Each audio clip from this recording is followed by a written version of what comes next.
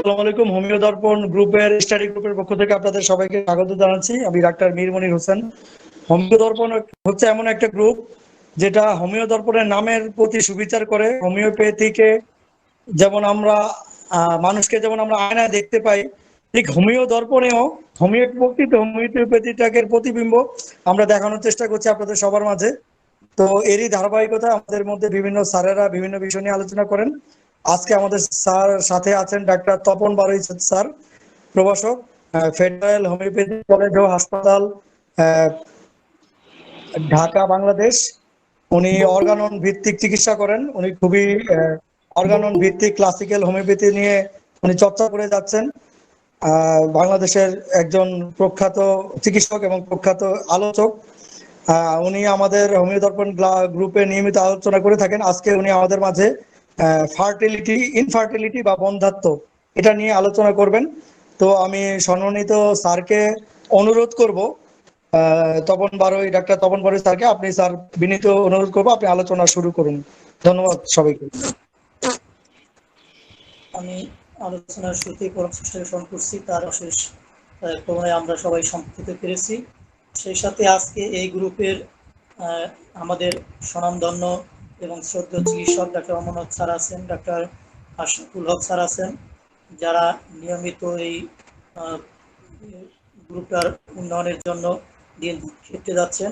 সেই সাথে আমাদের ডাক্তার সাগর ভাই এবং মনির হোসেন ভাই আছেন, অন্যান্য যারা উপস্থাপকের দায়িত্ব পালন করছেন এবং গ্রুপটাকে সমৃদ্ধ করার জন্য সর্বোচ্চ চেষ্টা করছেন। সেই সাথে আজকে যারা আলোচনা শুনছেন এবং পরবর্তীতে যারা শুনবেন সবাইকে আমি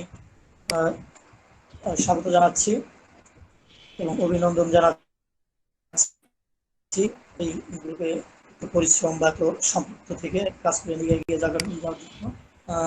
আচ্ছা, ফিমেল অর্গান লাগবে, ফিমেল পেলভিক অর্গানটা লাগবে মনির ভাই। Female pelvic organ, female pelvic organ, uterus, ovary, fallopian টিউবটা যা আছে এই জায়গাটুকু লাগবে। যাই হোক, আজকে আমরা যে বিষয়টা নিয়ে আলোচনা করবো সেটা হচ্ছে ইনফার্টিলিটি বা বন্ধ্যাত্ব। তো আজকে আমি যে জিনিসটা চেষ্টা করব সেটা হচ্ছে গতানুগতিক যে প্র্যাকটিস অফ মেডিসিন আছে সেই বিষয়টা, সেই সাথে হোমিওপ্যাথিক চিকিৎসার জন্য যে আমাদের মেডিসিন সিলেকশন বা নির্বাচনের যে কৌশল, লক্ষণের যে গুরুত্ব, সেই বিষয়গুলো আমি তুলে নিয়ে আসার চেষ্টা করব। সেই সাথে পথ্যাপত্রের একটা বড় ভূমিকা আছে হোমিওপ্যাথিক চিকিৎসার, সেই জায়গাটাও আমি নিয়ে আসার চেষ্টা করব। এই তিনটা থাকবে থিম মূলত আজকে আমার এই প্র্যাকটিস অফ মেডিসিনের এই ইনফার্টিলিটি আলোচনার এই জায়গাটায়। তো প্রথমেই আমরা যে জিনিসটা দেখতে চাই যে ইনফার্টিলিটি বা বন্ধ্যাত্ব আসলে কি। তো ইনফার্টিলিটি বা বন্ধ্যাত্ব আসলে যে জিনিসটা সেটা হচ্ছে গিয়ে, বন্ধ্যাত্ব হচ্ছে পুরুষ বা মহিলা উভয় ক্ষেত্রে হতে পারে এবং পুরুষ ও মহিলাদের মধ্যে যদি জন্ম নিয়ন্ত্রণের কোনো পদ্ধতি ব্যবহার ব্যতীত, অর্থাৎ কিনা উইদাউট কোনো কন্ট্রাসেপটিভ যে পিল আছে বা যে পদ্ধতিগুলি আছে সেইগুলো ব্যতীত সন্তান নিতে ইচ্ছুক, এরকম একটা পর্যায় থেকেও বা চেষ্টা করেও যদি তারা 1 বছর বা 2 বছরের মধ্যে যদি কোনো সন্তান জন্ম না নেয়, তারপরে গিয়ে আমরা বলতে পারি ইনফার্টিলিটি। অনেকে হয়তো বিয়ের 6 মাস পরে ডাক্তার দেখানো শুরু করে দেন যে বাচ্চা আসছে না কেন, তখন কিন্তু ইনফার্টিলিটির পর্যায়ে পড়ে না। যদি মিনিমাম এখানে 1 থেকে 2 বছর অতিক্রান্ত হয়ে যায়, দেন আমরা এখানে ইনফার্টিলিটির বিষয়টা নিয়ে আসতে পারি। আবার এই ইনফার্টিলিটি যে শুধু বাচ্চা কনসেপ্ট হচ্ছে না এইটাকেই বোঝাবে বিষয়টা কিন্তু তা না। অনেক ক্ষেত্রে আছে বারবার মিসক্যারিজ হয়ে যেতে পারে, বিশেষ করে মহিলাদের ক্ষেত্রে যে বারবার মিসক্যারিজ হয় বা মৃত্যু বাচ্চা প্রসব করে, এইটাও কিন্তু একটা এই ইনফার্টিলিটি পর্যায়ে পড়ে, যে তার কোনো যে সুস্থ সবল যে বাচ্চা সে জন্ম দিবে, এই পৃথিবীতে আনবে, সেটা সে আনতে পারতেছে না।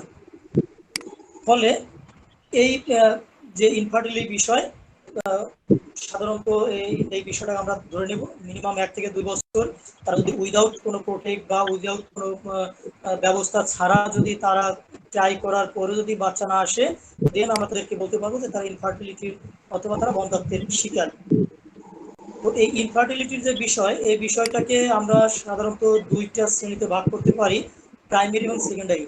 প্রাইমারি যে জিনিসটা সেটা হচ্ছে তার একটাও বাচ্চা হয় নাই, কিনা জন্মের তাদের যে বিয়ে হচ্ছে, এই বিয়ের পর থেকে ওই দম্পতির বিয়ের পরে যদি তাদের একদমই কোনো টিস্যু বা কোনো বাচ্চা যদি জন্ম না নেয়, সেক্ষেত্রে আমরা বলতে পারি প্রাইমারি। আর সেকেন্ডারি হচ্ছে কোনো একটা সন্তান তার জন্ম নিল, সেই জন্মদানের তার পরবর্তী আর কোনো সন্তান হচ্ছে না। যেমন প্রথম একটা বাচ্চা সে নিল, 1 বছরের মধ্যে তার বাচ্চা হয়ে গেল, কিন্তু পরবর্তী 12 বছর, 14 বছর বা 10 বছর বা 7 বছর ট্রাই করেও তার বাচ্চা আসতেছে না, বাচ্চা ওয়াইফ করছে না, বা ওই পুরুষ সে সন্তান জন্মদানে সক্ষম নন। এই অবস্থাকে আমরা যে জিনিসটা বলবো সেকেন্ডারি, তার যে ইনফার্টিলিটি বা বন্ধ্যত্ব। এখন কথা হচ্ছে, আমাদের বিশেষ করে আমাদের এই সমাজে আর গ্রামে গঞ্জে আরো বেশি একটা কুসংস্কার আছে যে বন্ধ্যত্ব হলেই মেয়েদের সমস্যা, এবং নারী বা এই মহিলাদের সমস্যার কথা বলে এই সুযোগটায় পুরুষরা কি করে, তারা দ্বিতীয় একটা বিয়ে করে ফেলেন। তো দ্বিতীয় বিয়ে করেন, কিন্তু এটা সব ক্ষেত্রে সত্যি নয়। নারী পুরুষ উভয়েই কিন্তু এই বন্ধ্যত্বের শিকার হতে পারে, তবে তুলনামূলক নারীরা বেশি বন্ধ্যত্বের শিকার। এবং যে বিষয়টা থাকে সেখানে আমাদের সমাজের যে প্রচলিত যে ধারণা, সেই ধারণাটাকে যদি আমরা কয়েকটা রেশিও বা কয়েকটা যদি ইয়া নিয়ে দেখি, জরিপ আমরা দেখি, সেক্ষেত্রে যে জিনিসটা আমরা দেখতে পাই যে পুরুষের যে বন্ধ্যত্ব ইনফার্টিলিটি, এটা 30 থেকে 40%।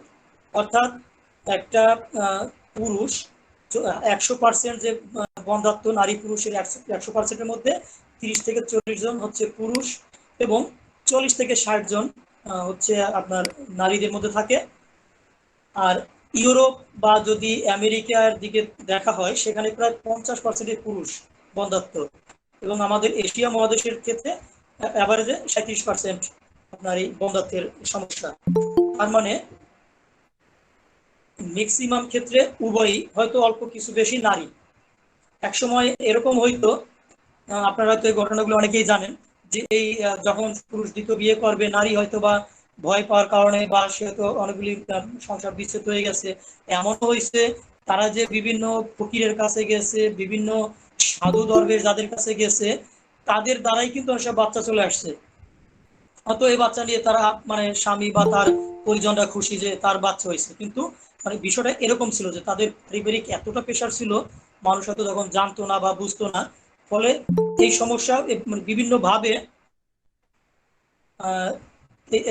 এই জিনিসটা একদম আমাদের সমাজে খুব রঞ্জন ছড়িয়ে গেছে। যদি এখন এই জিনিসটা অনেক চেঞ্জ হয়েছে, বা যারা আমরা শহর এলাকায় আছি, আমরা যখন টেস্ট করে বলে দিই, মানুষটা এখন অনেকটাই আগে থেকে চেঞ্জ হয়েছে।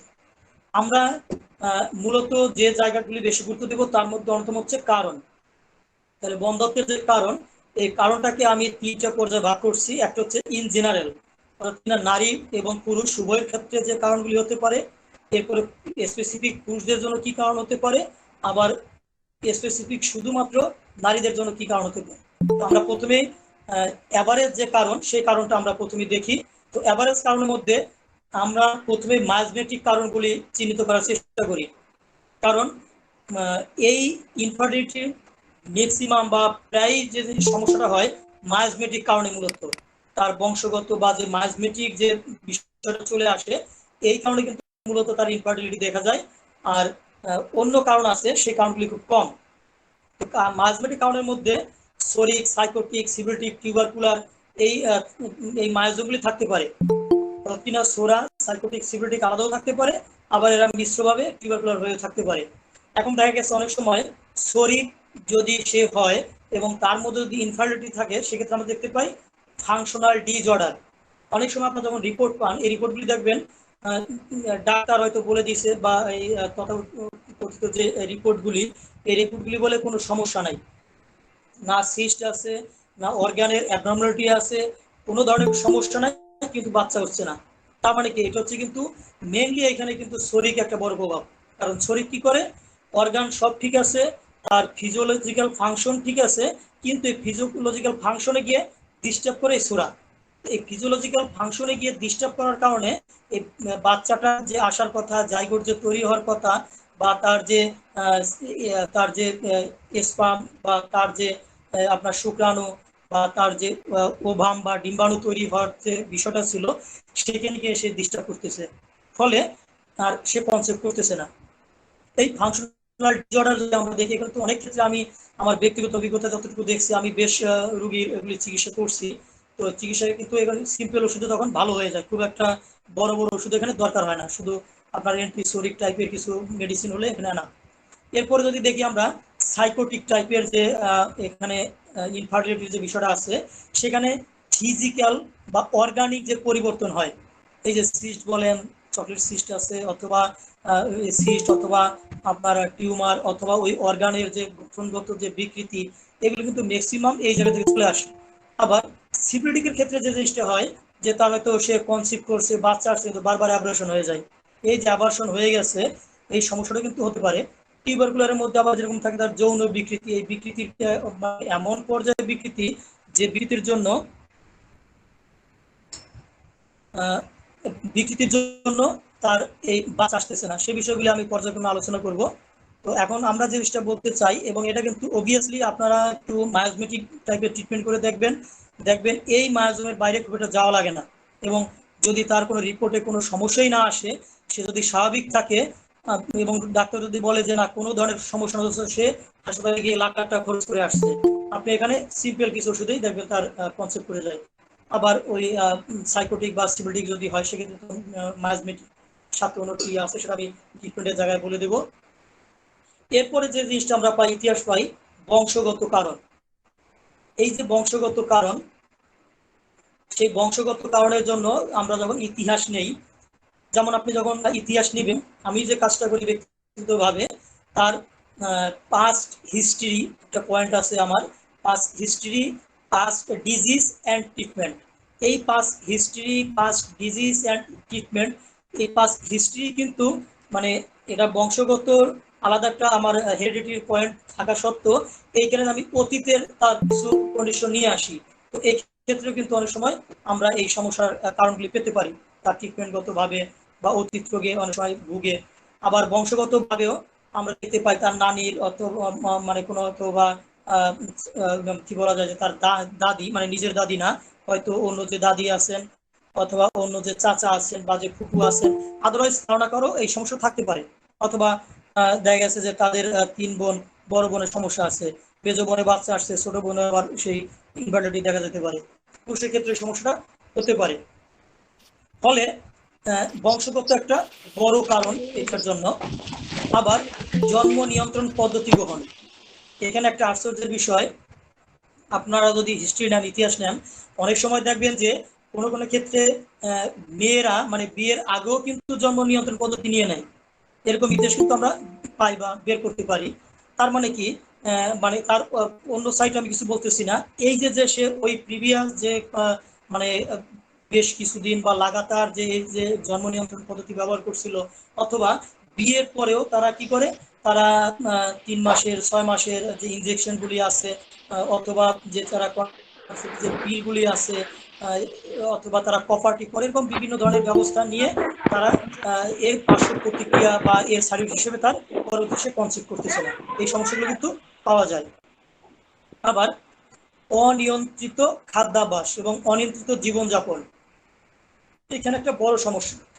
তাদের যে খাদ্যাভ্যাস থাকে, পুরুষ মহিলা উভয়ের ক্ষেত্রে এখন দেখবেন তারা ফ্যাটি খাবার, তারা রেড ফুড বেশি খায়, তারপরে তার বিভিন্ন ধরনের কেমিক্যাল খাবার খায়, বিভিন্ন ধরনের ড্রিঙ্কস করে, এবং তাদের জীবন থাকে অনিয়ন্ত্রিত। কেউ দেখবেন এখন মহিলারাও হয়তো ঢাকার বাইরে খুব কম দেখা যায়, এখানে অনেকে দেখা যায় রাস্তায় বসে সিগারেট খাচ্ছে, রিক্সাও সিগারেট খেতে যাচ্ছে, এবং আমি এরকম দেখছি যে প্যাকেট সিগারেট কিনে বাসায় নিয়ে যাচ্ছে। এই যে যে তারা যে অনিয়ন্ত্রিত জীবনযাপন করতেছে, এই বিভিন্ন ধরনের স্মোকিং এর জড়িয়ে যাচ্ছে, বিভিন্ন ধরনের যে উগ্র যে খাদ্যাভ্যাস, এইগুলোর জন্য কিন্তু বন্ধ্যত্বের হার দিনকে দিন অনেক বেশি বাড়ছে।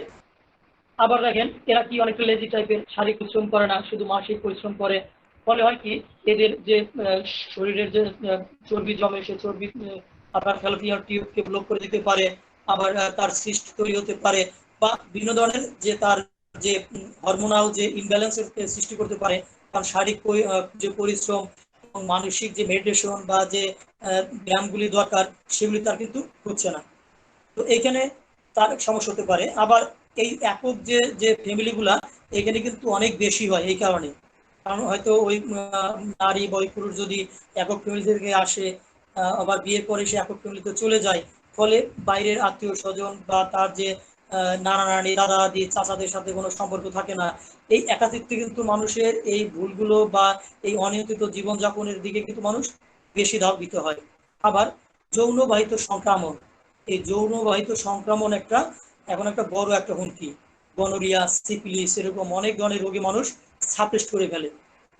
দেখবেন তার সমস্যা হচ্ছে সে কোনো ডাক্তারের কাছে গেল বা কোনো মেডিকেলে গিয়ে গেল, সেখানে গিয়ে সে ইনজেকশন দিয়ে বা কোনো অ্যান্টিবায়োটিক খেয়ে বা অন্য কোনো ট্রিটমেন্ট নিয়ে সাপ্রেস করে চলে আসলো। তো ফলে এটাই কিন্তু পরবর্তীতে আবার তার এই ইনফার্টিলিটির একটা বড় কারণ হয়ে দাঁড়ায়।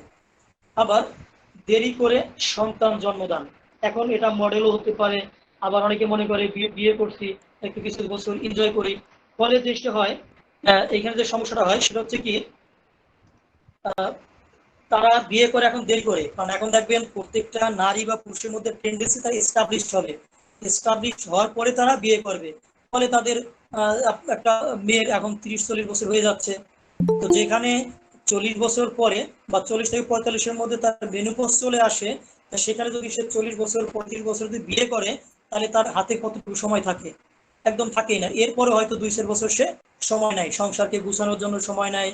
এটা বাস্তবতা, কারণ যারা সিঙ্গেল ফ্যামিলি বা যারা শহর অঞ্চলে থাকে তাদের ক্ষেত্রে আরো বেশি সমস্যা। একটু না যদি সংসারটা গুছিয়ে নিতে পারে সমস্যা হয়। এই সংসার গুছানো, একটু ভালো চাকরি বাকরি বা ভালো একটা পরিবেশ, এর অথবা একটা সমস্যা হচ্ছে যে আহ, তাদের যে অনেক সময় আছে যে লোকজন থাকে না, আত্মীয় স্বজন নাই, লোকজন নাই, একটা বাচ্চা আসে তাকে কিভাবে দেখবে, অথবা স্বামী স্ত্রী দুজনেই জব করে। ফলে হয় কি, এই যে যে তারা যে টাইমটা পাস করলো, এই টাইম পাসে তারা কি করলো, সেই জন্ম নিয়ন্ত্রণ পদ্ধতি ব্যবহার করলো বা তাদের জননিয়ন্ত্রিত জীবনযাপন করলো। ফলে হয় কি, এই পরবর্তী তারা বাচ্চাদের যে সমস্যা, তাদের একটা ইনফার্টিলিটির সমস্যা তৈরি হতে পারে। তো এটা হচ্ছে একটা সমস্যা। তো এরপরে আমরা একটা জিনিস বলতে পারি যে ধূমপান, যে বলে গেলাম মাদক গ্রহণ, এটা একটা বড় একটা ক্রাইসিস। এবং আপনারা দেখবেন যারা মাদক গ্রহণ করে, বিশেষ করে পুরুষ যদি হয়, তার সেক্স একদম কিন্তু কমে যায়। এমনও হয় যারা এরকম গাঁজা খায় বা বিভিন্ন ধরনের নেশাখোর, তাদের বউ অন্যদের সাথে চলে যায়, এরকম বহু রেকর্ড আছে, শুধু কিন্তু একটা এই কারণে। আর বর্তমানে দেখবেন সংসার ভাঙার যে কারণগুলা, মানুষের যে পাগল হয়ে তার যে সংসার ভাঙে, এর মূল কারণ কিন্তু সেই এই যৌনতা বা সেক্সুয়াল একটা লাইফ, এবং এই যে বাচ্চা না হওয়া, এগুলো কিন্তু একটা বড় বড় কারণ। কারণ পারিবারিক অশান্তি, নির্যাতনগুলি বেড়ে যায়। ফলে এই দুইটা, তার যদি সন্তান আসতো এবং তার যদি তার সেক্সুয়াল লাইফ ঠিক থাকতো, বাকি অনেকের ক্ষেত্রে আছে যে পেটে মানে খাবার দেখ না দেখ মনের খাবার দ্বারা খুশি, এরকম তো এটা বাস্তবতা। ফলে এই জায়গাটা এখন বড় সমস্যা হয়ে দাঁড়িয়েছে। এরপর দেখবেন এই যে অতিরিক্ত মশলাযুক্ত খাবার খায়, এখন মানুষ মশলা ছাড়া চলে না। তারা যে যায় মানে বিভিন্ন রেস্টুরেন্টে যায়, সেখানে মশলা টাইপের খাবার খায়। এবং শুধু এইটাই না, আপনার বিভিন্ন রেস্টুরেন্টে বিভিন্ন ধরনের মানে আধুনিক টাইপের আরো মানে আরো মাদক নিয়ে রাখা হয়েছে তাদের উত্তেজিত করানোর জন্য। তাদেরকে এইখানে নিয়মিত একটা নেশার মতো তৈরি হতে, ওখানে গেলে আমি পাবো, তারা ওইখানেই যায়। আবার শরীরের অতিরিক্ত ওজন, ধরেন এরকম আছে 100 কেজি 120 কেজি ওজন, এরকম লোক পাবেন যাদের বাচ্চা হচ্ছে না। এখন যদি তার ওজন যদি না কমায়, ফ্যাট যদি না কমায়, তাহলে কিন্তু এখানে বাচ্চা হওয়ার খুব সমস্যা, ইনফার্টিলিটি এটার কারণে হতে পারে। আবার ধরেন কোনো রোগের সাপ্রেস্ট হওয়া বা চাপা পড়া, এই যে যে রোগের চাপা পড়া বা সাপ্রেস্ট করা বা এই রোগের যে যে পার্শ্ব প্রতিক্রিয়া এর জন্য হচ্ছে, সেটার জন্য কিন্তু বাচ্চা হয় না। আপনারা যদি হিস্ট্রি নেন তখন দেখবেন মামস, হার্নিয়া, হাইড্রোসেল, অথবা স্পাইনাল কর্ড বা স্পাইন যদি কোনো সমস্যা হয়, আঘাত পায়, বড় ধরনের আঘাত পায় বা সমস্যা হয়, তাদের কিন্তু বাচ্চা সাধারণত হয় না। বা অনেকে দেখবেন যে টাইফয়েডের সমস্যা হতে পারে, যে টাইফয়েড সাবজেক্ট ছিল। আপনি যদি এখন ওই ওই পজিশন ধরে সিমটমে এবং ওই পজিশন ধরে যদি আপনি ট্রিটমেন্ট দেন, তাহলে দেখবেন আবার সেখানে সে আবার তার ওই সমস্যা শুরু হয়ে যাচ্ছে, ওই টাইফয়েড ফেরত আসছে।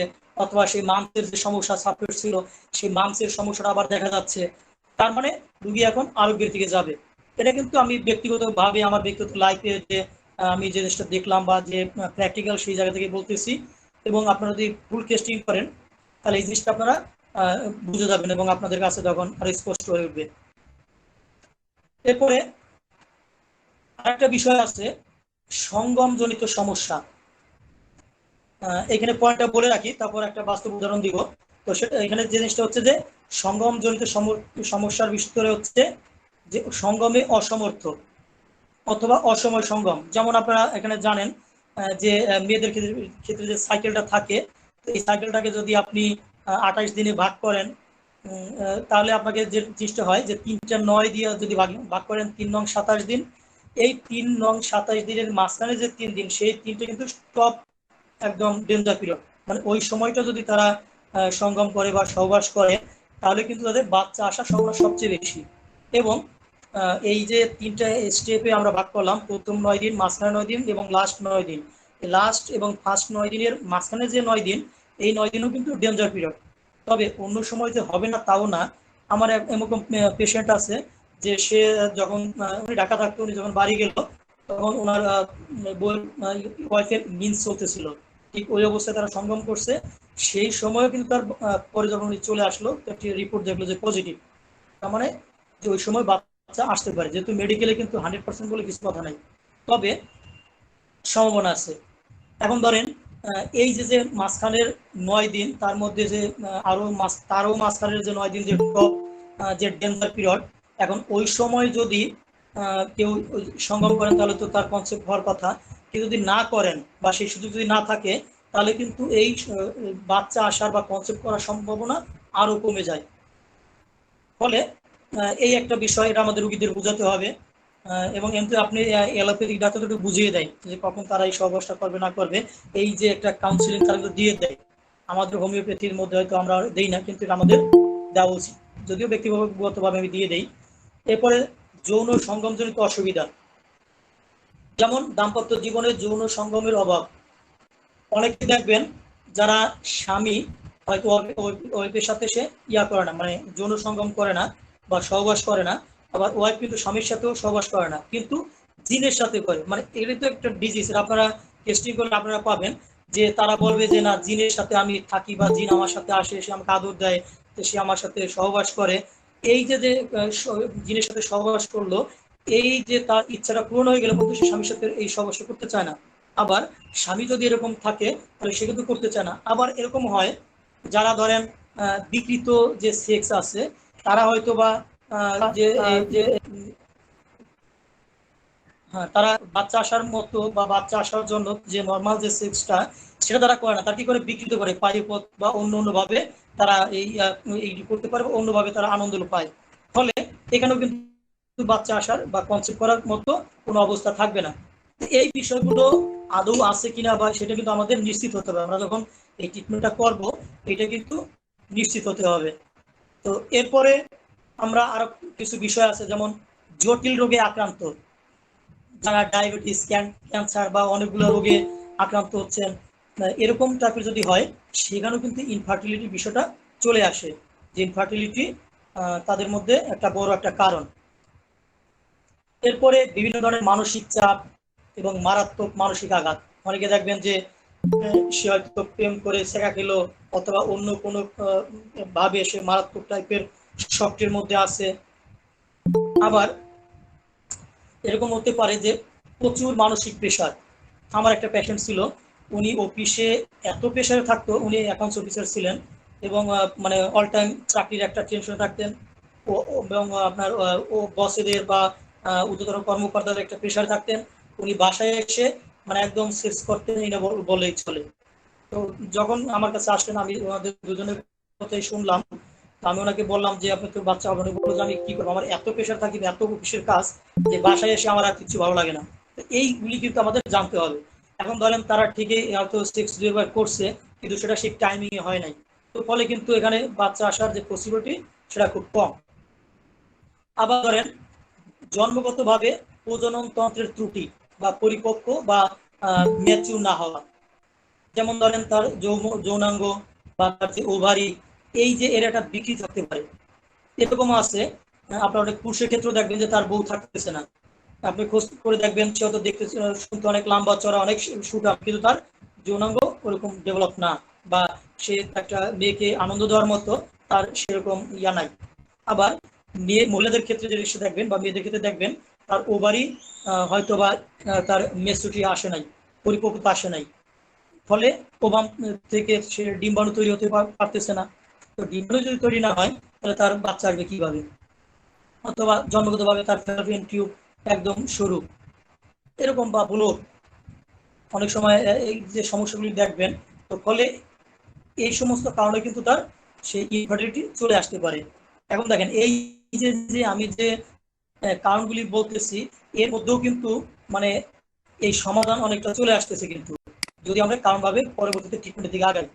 তো এরপরে মারাত্মক পুষ্টিহীনতা, এই পুষ্টিহীনতা অনেকেই দেখবেন, যেমন জসিমউদ্দিন যে লিখছিলেন যে আসমানিদের দেখতে যদি তোমরা সবে চাও, রহিমউদ্দিন ছোট্ট বাড়ি রসুলপুরে যাও, তার মানে পেট মোটা এবং হাত পা একদম সরু, যেটাকে মেরাসমাস যে টাইপটা আছে বা পুয়ে পাওয়া যে বলে, এরকম যদি ধরেন বিয়ের পরেও তাদের সেই আর্থিক সামর্থ্যের কারণে তাদের যে খাওয়া দাওয়া বা সেই আর্থিক পরিপুষ্টতা নাই, এরকম যদি হয়, তাহলে যে ম্যাল নিউট্রিশন বা অপুষ্টিজনিত কারণে কিন্তু অনেক সময় কনসেপ্টে সমস্যা হয়।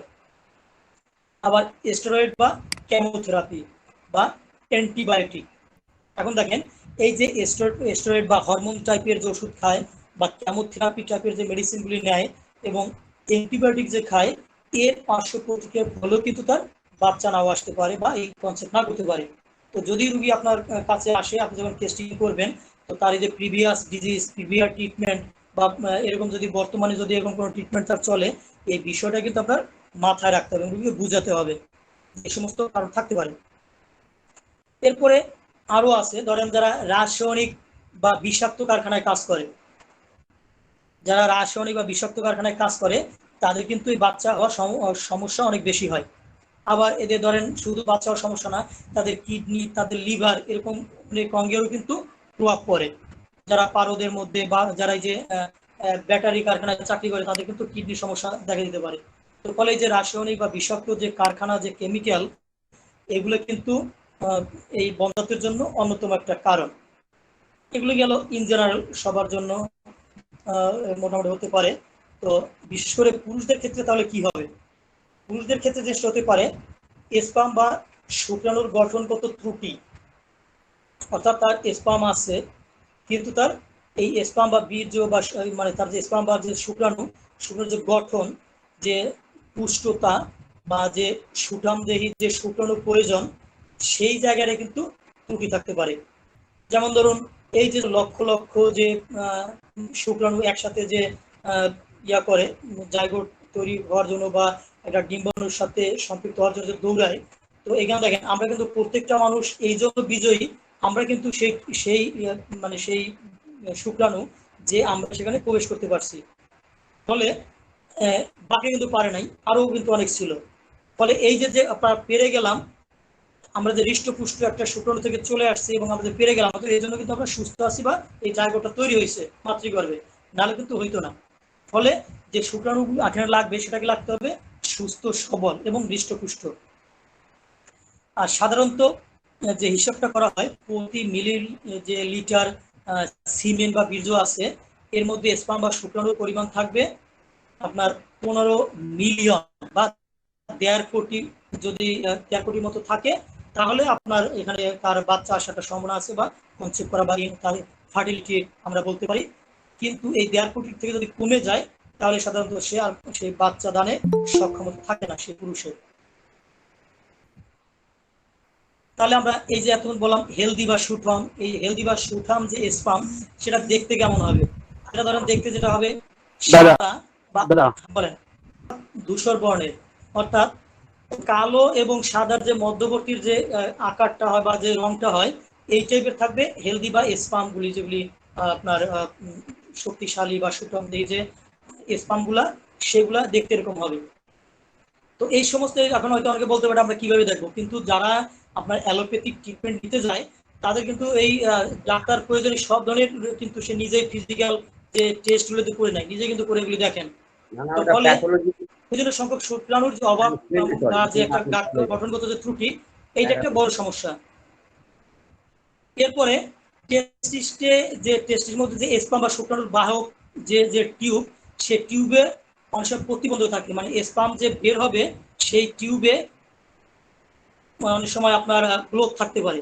এই ব্লকের কারণে পুরুষের ক্ষেত্রে চেষ্টা হয়, এটাকে বলা হয় যে আপনার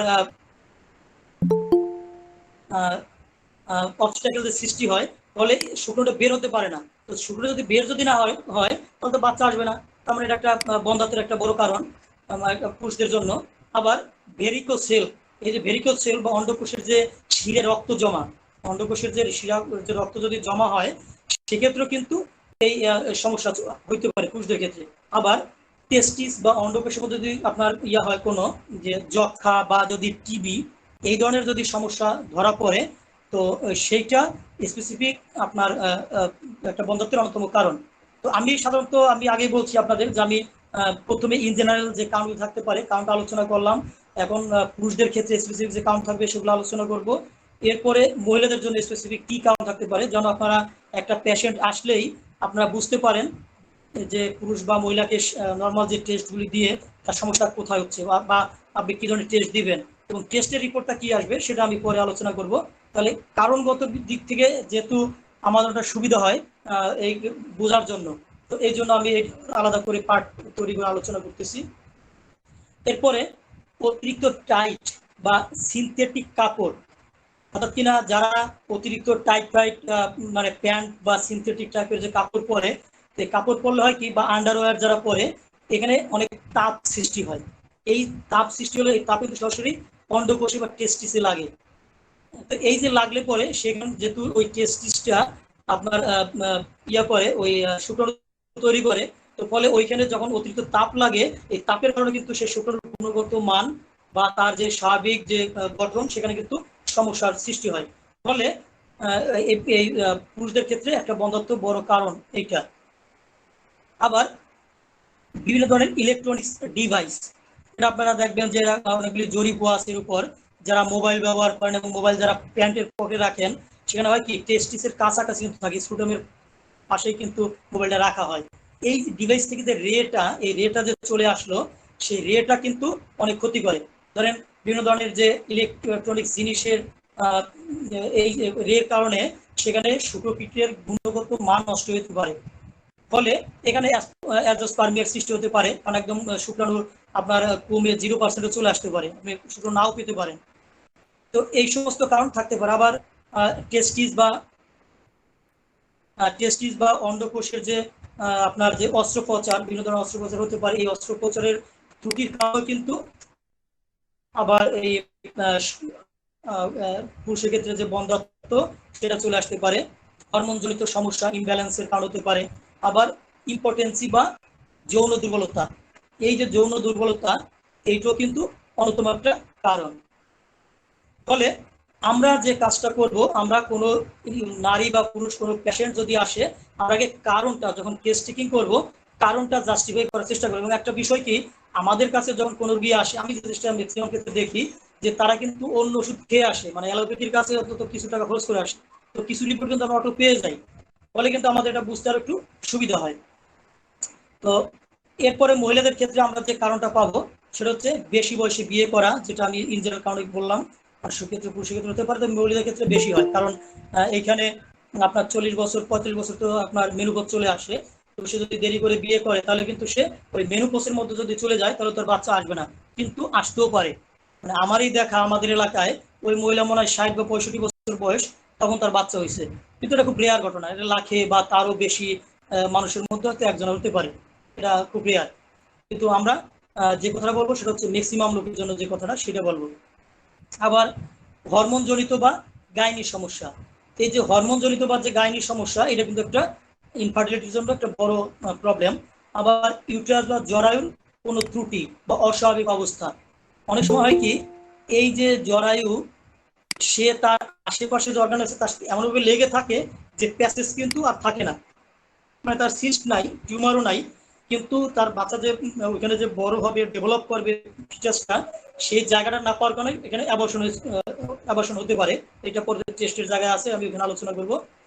তো আবার থাইরয়েড পিটুইটারি যে গ্ল্যান্ড, এই গ্ল্যান্ডের যদি কোনো বিশৃঙ্খলা থাকে, এটা হতে পারে। আবার মেনস্ট্রুয়াল পিরিয়ড বা মাসিকের সমস্যা, যাতে দেখবেন অনিয়মিত মাসিক মাসিক হয় না, 1 মাস হয়তো 2 মাস বন্ধ থাকে বা অতিরিক্ত হয়। তো এই সমস্ত ক্ষেত্রে, বা ডিসমেনুরিয়া, যারা খুব বেশি ব্যথা, যাদের মাসিকের সমস্যা আছে তাদের ক্ষেত্রে আবার এই সমস্যা হতে পারে। তো আবার ভ্যাজাইনাল ডিসচার্জ বা অতিরিক্ত লিকুরিয়া বা সাদা স্রাব। এখন আমরা কিন্তু সাদা স্রাব বলতে শুধু সাদা স্রাবকেই বুঝি, কিন্তু তা না। সাদা স্রাবের যদি ইংলিশ টার্ম আপনি আসেন, তাহলে এনি কাইন্ডস অফ ডিসচার্জ, অর্থাৎ ভ্যাজাইনে দিয়ে যে কোনো টাইপের কিন্তু স্রাব আসলেই, মানে উইদাউট মিনস, মাসিক ছাড়া যে কোনো স্রাবটাকে কিন্তু সাদা স্রাব হিসেবে গণ্য করা হয়। ফলে এটা যদি অতিরিক্ত হয়, তাহলে এই ইনফার্টিলিটির সমস্যা চলে আসতে পারে। অনেকেই দেখবেন, বিশেষ করে সিপিয়া রোগী, তার স্রাব হতে হতে তার একদম শুকিয়ে গেছে শরীর, ইভেন তার পেলভিক রিজন একদম দেখবেন খুবই সংকীর্ণ বা খুবই মানে একদম সরু হয়ে গেছে। তো এইখানে একটা কথা বলে রাখি, হয়তো এটা পরে খেয়াল না থাকতে পারে। অনেক সময় আছে আমরা হোমিওপ্যাথিক ডাক্তাররা যে কাজটা করি, যে তার ডেলিভারি নর্মাল করার জন্য আমরা সব রোগীকে কিন্তু ওষুধ দিয়ে ছেড়ে দিই, যত রোগীকে দেখিও না। এখানে তো একটা মারাত্মক ভুল আছে। অনেক ডাক্তাররাও কিন্তু আহ, অনেক ডাক্তারও কিন্তু যে সমস্যা করে, হোমিওপ্যাথিক ডাক্তাররা তাদের নিজস্ব আত্মীয় স্বজনের মধ্যে এই সমস্যা দেখা যায়। যদি কোনো মেয়ের তার পেলভিক রিজনের যে বোনটা, সেই পেলভিক রিজনের যে প্যাসেজটা, যে প্যাসেজ দিয়ে বাচ্চার মাথা বা বডি বের হবে, সেই বোনের ব্যাসার্ধটা যদি আপনার 40 সেন্টিমিটারের নিচে হয়, তাহলে কিন্তু এখানে বাচ্চা নর্মাল ডেলিভারি হবে না, আপনাকে বিকল্প সিজার বা অন্য মানে সিজারের দ্বারস্থ হতে হবে। তো এই বিষয়টা কিন্তু আমাদের জানা উচিত। নিয়ন্ত্রণ একটা কথা বলি, আমার এক পরিচিত লোক, উনি উনি বাচ্চা নিতে পারতেছেন, উনি অনেক ট্রাই করতেছেন, কিন্তু তার সমস্যাটা হচ্ছে, সে একটা বাচ্চা নেওয়ার পরে তার শ্বশুর বাড়ি এবং তার আব্বার দিক থেকেও এমন কোনো লোক নাই যে তাকে রাখতে পারে। ফলে এই যে বাচ্চা নেবো নেবো করে বাচ্চার বয়স 10-15 বছর হয়ে গেছে, এবং তার আর বাচ্চা হয় না। তাহলে এই যে দীর্ঘদিন তারা যে জন্ম নিয়ন্ত্রণ পদ্ধতি ব্যবহার করলো এবং বাচ্চা যে নিল না, এখন কিন্তু সে আর নেক্সট টিস্যু নিতে পারতেছে না বা বাচ্চা নিতে পারতেছে না। তো এই বিষয়গুলো কিন্তু মহিলাদের জন্য খুব মারাত্মক। এরপরে ফ্যালোপিয়ান টিউব আংশিক বা সম্পূর্ণ ব্লক বা বন্ধ হয়ে যাওয়া, এখানে সিস্ট বা কোনো চর্বি জমতে পারে, অথবা যে জিনিসটা বললাম যে বংশগতভাবেই তার এই টিউবের মধ্যে চর্বি জমা থাকতে পারে, একদম চিকুন সংকীর্ণ থাকতে পারে। ফলে হয় কি, এর দ্বারা কিন্তু আপনি দেখবেন তার বাচ্চা হচ্ছে না। এগুলো আমরা যদিও টেস্টে পাবো, লক্ষণ চিহ্নের জায়গায় পাবো বা টেস্টে পাবো। তো জরায়ু ওভারি টিউমার, এই যে জরায়ু বা ওভারির মধ্যে যদি টিউমার হয়, সেক্ষেত্রেও কিন্তু বাচ্চা কনসেপ্ট করবে না, ইনফার্টিলিটি আসবে না, মানে তার ফার্টিলিটি আসবে না, বা তার সেই ইনফার্টিলিটি হয়ে যাবে।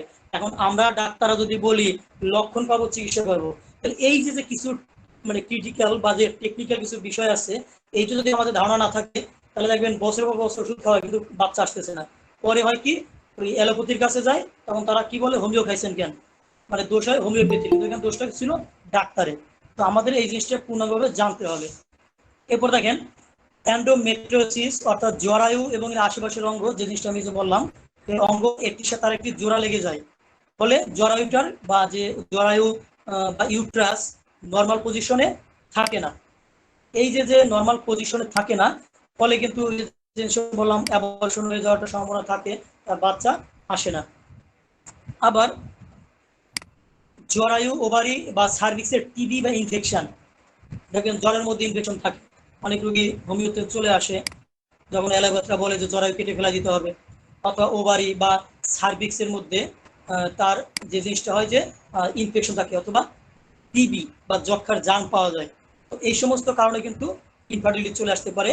পলিসিস্টিক ওভারিয়ান সিনড্রোম একদম বর্তমানে কমন একটা, আমি অনেকগুলি রোগীর মধ্যে এই জিনিসটা পেলাম বা পাচ্ছি, বা আরো হয়তো বাড়তেছে, এই সেই লাইফস্টাইল বিভিন্ন কারণে, যেটাকে বলা হয় সংক্ষেপে পিসিওএস। এই পলিসিস্টিক ওভারিয়ান সিনড্রোম, সেখানে সিস্ট থাকে, মানে ওই যে আপনার ওভারি এবং জরায়ুর মধ্যে মানে বিভিন্ন ধরনের টিউমার টিউমার এসে একটা জগা খিচুড়ির মতো অবস্থা, এই সবগুলোকে মিলে একদম সংক্ষেপে পিসিওএস।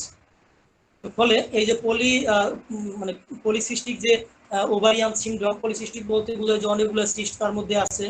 তো ওভারিয়ান যে সিনড্রোম, তো এই সিনড্রোমের কারণে তার ইনফার্টিলিটি চলে আসতে পারে।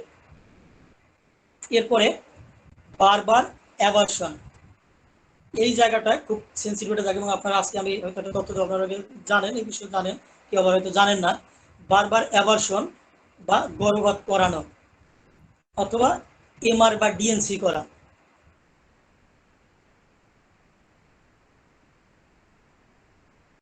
পানির ফ্লো দিয়ে ওই ভিতরে যে পানির যে ফ্লো দিয়ে 2 মাস বা তার আগে যদি কনসেপ্টের বয়স মানে জায়গাটা তৈরি হয়েছিল সেটাকে বের করে নিয়ে আসে। ডিএনসি যখন করে সেটার যে কাজটা করে সেই এন্ডোমেট্রিয়াম যে লেয়ারটা, অর্থাৎ কিনা জ্বরের যে 3টে লেয়ার, তার যে একদম যে বাইরের লেয়ারটা, যেটা যে জায়গাটায় আপনার যে বাচ্চাটা বা জায়গাটা তৈরি হয়, তো সেই জায়গাটার যে লেয়ারটা সেটাকে সেসে বের করে নিয়ে আসে। এই সেসে যখন বের করে নিয়ে আসে, এই এন্ডোমেট্রিয়াম লেয়ারটা অনেক সময় আপনার এর যে ওইখানে যে বিজল বিজল থাকে বা যে এখানে এখানে যে পার্টটা, সেই পার্টটা অনেক সময় বের হয়ে আসে। তো দেখেন ওই পার্টের কাজই হচ্ছে কিন্তু মিন্স তৈরি করা, বা যখন বাচ্চা কনসিভ করবে জ্বরের মধ্যে ওই জায়গাটায় বাচ্চাটা থাকবে, ওইখানে সে বড় হবে। এই জায়গাটা যদি না থাকে তাহলে কি হবে, তার মিন্স হবে না। কারণ এই লেয়ারটা যেহেতু তার ওখান থেকে ব্লাড জ্বরের মধ্যে আসে, তার মিন্স তৈরি হয় বা অন্যান্য যে উপাদানগুলো আছে সেটা কিন্তু জ্বরের মধ্যে ওই মানে ইয়াটা থেকেই আসে, লেয়ারটা থেকেই আসে। ওই লেয়ারটা যদি না থাকে তাহলে তার মিন্স তৈরি হবে না। এই জন্য ডিএনসি করার পরে অনেকদিন পর্যন্ত কিন্তু অনেক সময় রোগীর আপনি দেখবেন যে তার মিন্সই হচ্ছে না, মিন্সই বন্ধ, আর মিন্স তৈরি হচ্ছে না। তো ফলে মিন্স কোথা থেকে বের হবে, এটা আসে না। আবার এই যে বারবার অ্যাবার্শন, এরকমও রুগী আছে, আমি আপনাদেরকে বলছি যে তারা বিয়ের আগে কয়েকবার অ্যাবর্শন করা হয়ে গেছে। এখন দেখেন মানে তারা 8-10 বার বিয়ের আগে তারা অ্যাবর্শন হয়ে গেছে, বিয়ের পরেও 2 একবার হয়ে গেছে অ্যাবর্শন করা। তাহলে আপনি এখানে কি বলবেন এখন? এই যে বিষয়গুলো থাকে, আমরা শুধু ওই ইনফার্টিলিটি বলে শুধু সিমটম বললেই কিন্তু হবে না, এর নেপথ্যে অনেক ইতিহাস আছে। আবার ধরেন এইটা একটা কথা বলি, এটা আমার প্র্যাকটিক্যালি দেখা। একটা মেয়ে, উনি ওনার ফ্যামিলি যে বাচ্চা হচ্ছে বা সেই এরকম, এবং উনি যখন ওই এইটে যখন পড়ে, যখন উনি এইটে পড়ে তখন যে জিনিসটা হচ্ছিল, এক সময় ওনার গর্ভপাতের যে বিষয়টা, আমি যে জিনিসটা বলতেছিলাম, খেয়ে হারিয়ে গেছিলাম বাবার প্রায়। তো ওই মেয়েটা কিন্তু প্রচন্ড ব্রিলিয়ান্ট। তো উনি যে জিনিসটা করতেছিল, যখন ওই ওই সময় শীতের সময় ছিল, তো উনি শোয়া ছিল লেপ গায়ে দিয়ে। তো তখন ওই যে দ্বিতীয় যে আমার যে বোন, সে ওনাকে যৌন হ্যারাসমেন্ট করে। তো হ্যারাসমেন্ট করার পরে ওনার আব্বা আমার কাছে উনি নালিশ দেয়, তারা খুব একটা করে নাই। তো এরপরে যেহেতু উনি সাহস পেয়ে গেল, ওই ছেলেটা উনি কয়েকবারই ওর সাথে খারাপ কাজ করলো। করার পর ও এরপরে উনি রাগ করে বাড়ি থেকে দূরে পড়ার জন্য গেল। তো যাওয়ার ফলে ওইখানে উনি অনেকগুলি ওনার বয়ফ্রেন্ড ছিল, এরপর অনেক অনেক অনেকগুলি ইতিহাস আছে ওনার, যেরকম অনেকগুলি সেক্সুয়াল সম্পর্ক রিলেশন অনেক ধরনের হয়েছে। তো হওয়ার ফলে তো উনি এই পরে একটা ছেলে যার সাথে বিয়ে হয়েছে, উনি কিন্তু তার আবার ভালোবাসারই এই ওই ছেলেটা মেয়েটাকে প্রচন্ড ভালোবাসে, একটা পর্যায়ে এখানে বিয়ে হয়েছে। তো বিয়ে হওয়ার পরে তো ওই ছেলেও কিন্তু চায় যে একটা বাচ্চা আসুক, বাচ্চা হোক, এই জন্য সে ট্রিটমেন্ট করতে নিয়ে আসে। কিন্তু ওই মেয়েটা সে চাচ্ছে না, ফলে সে গোপনে গোপনে জন্ম নিয়ন্ত্রণ পদ্ধতি ব্যবহার করে। ফলে মানে এই জিনিসটা পরে যখন তাদের ট্রিটমেন্টের একটা পর্যায়ে গিয়ে ওই মেয়ে তার লাইফ হিস্ট্রি সে নিজে লিখে দিচ্ছেন। তো এই ওইভাবে কি জিনিসটা জানা। দেখেন দেখেন এই যে আমরা যদি খালি সিমটম নিব, রুগী তো সব কথা বলবে না। বা হয়তো তার স্বামীকে নিয়ে আসে, শাশুড়িকে নিয়ে আসে, এই যে বা ননদকে নিয়ে আসে, তাদের সামনে কি তার লাইফ হিস্ট্রি বলবে? অনেক ঘটনা আছে প্রিভিয়াস, বা এই যে মানসিক যে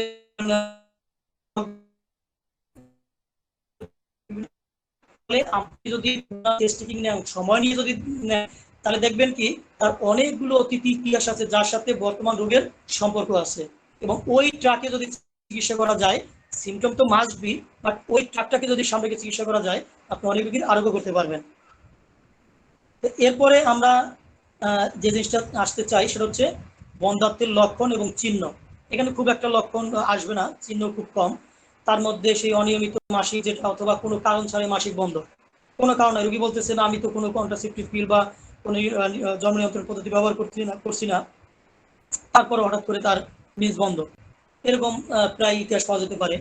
আবার তার বয়সের ক্ষেত্রে যদি আমরা যাই, লক্ষণের ক্ষেত্রে 30-35 বা সাধারণত 35 থেকে 40 বা 40 বছরের পরে তার বয়স আমরা পেতে পারি যখন আমাদের কাছে আসবে।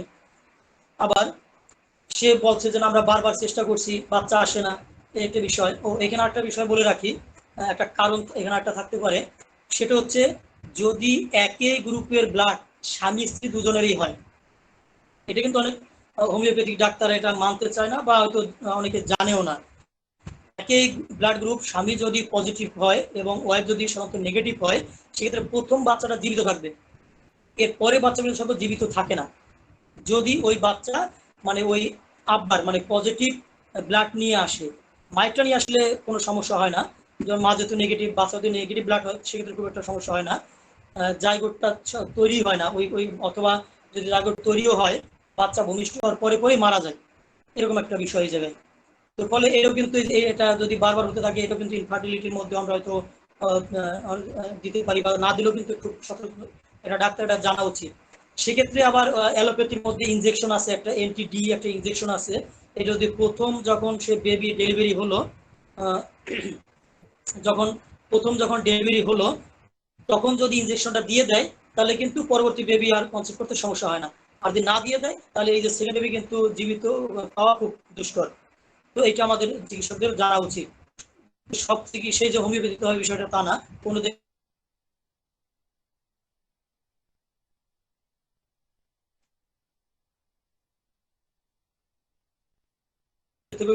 অনেক সময় নেওয়া লাগতে পারে।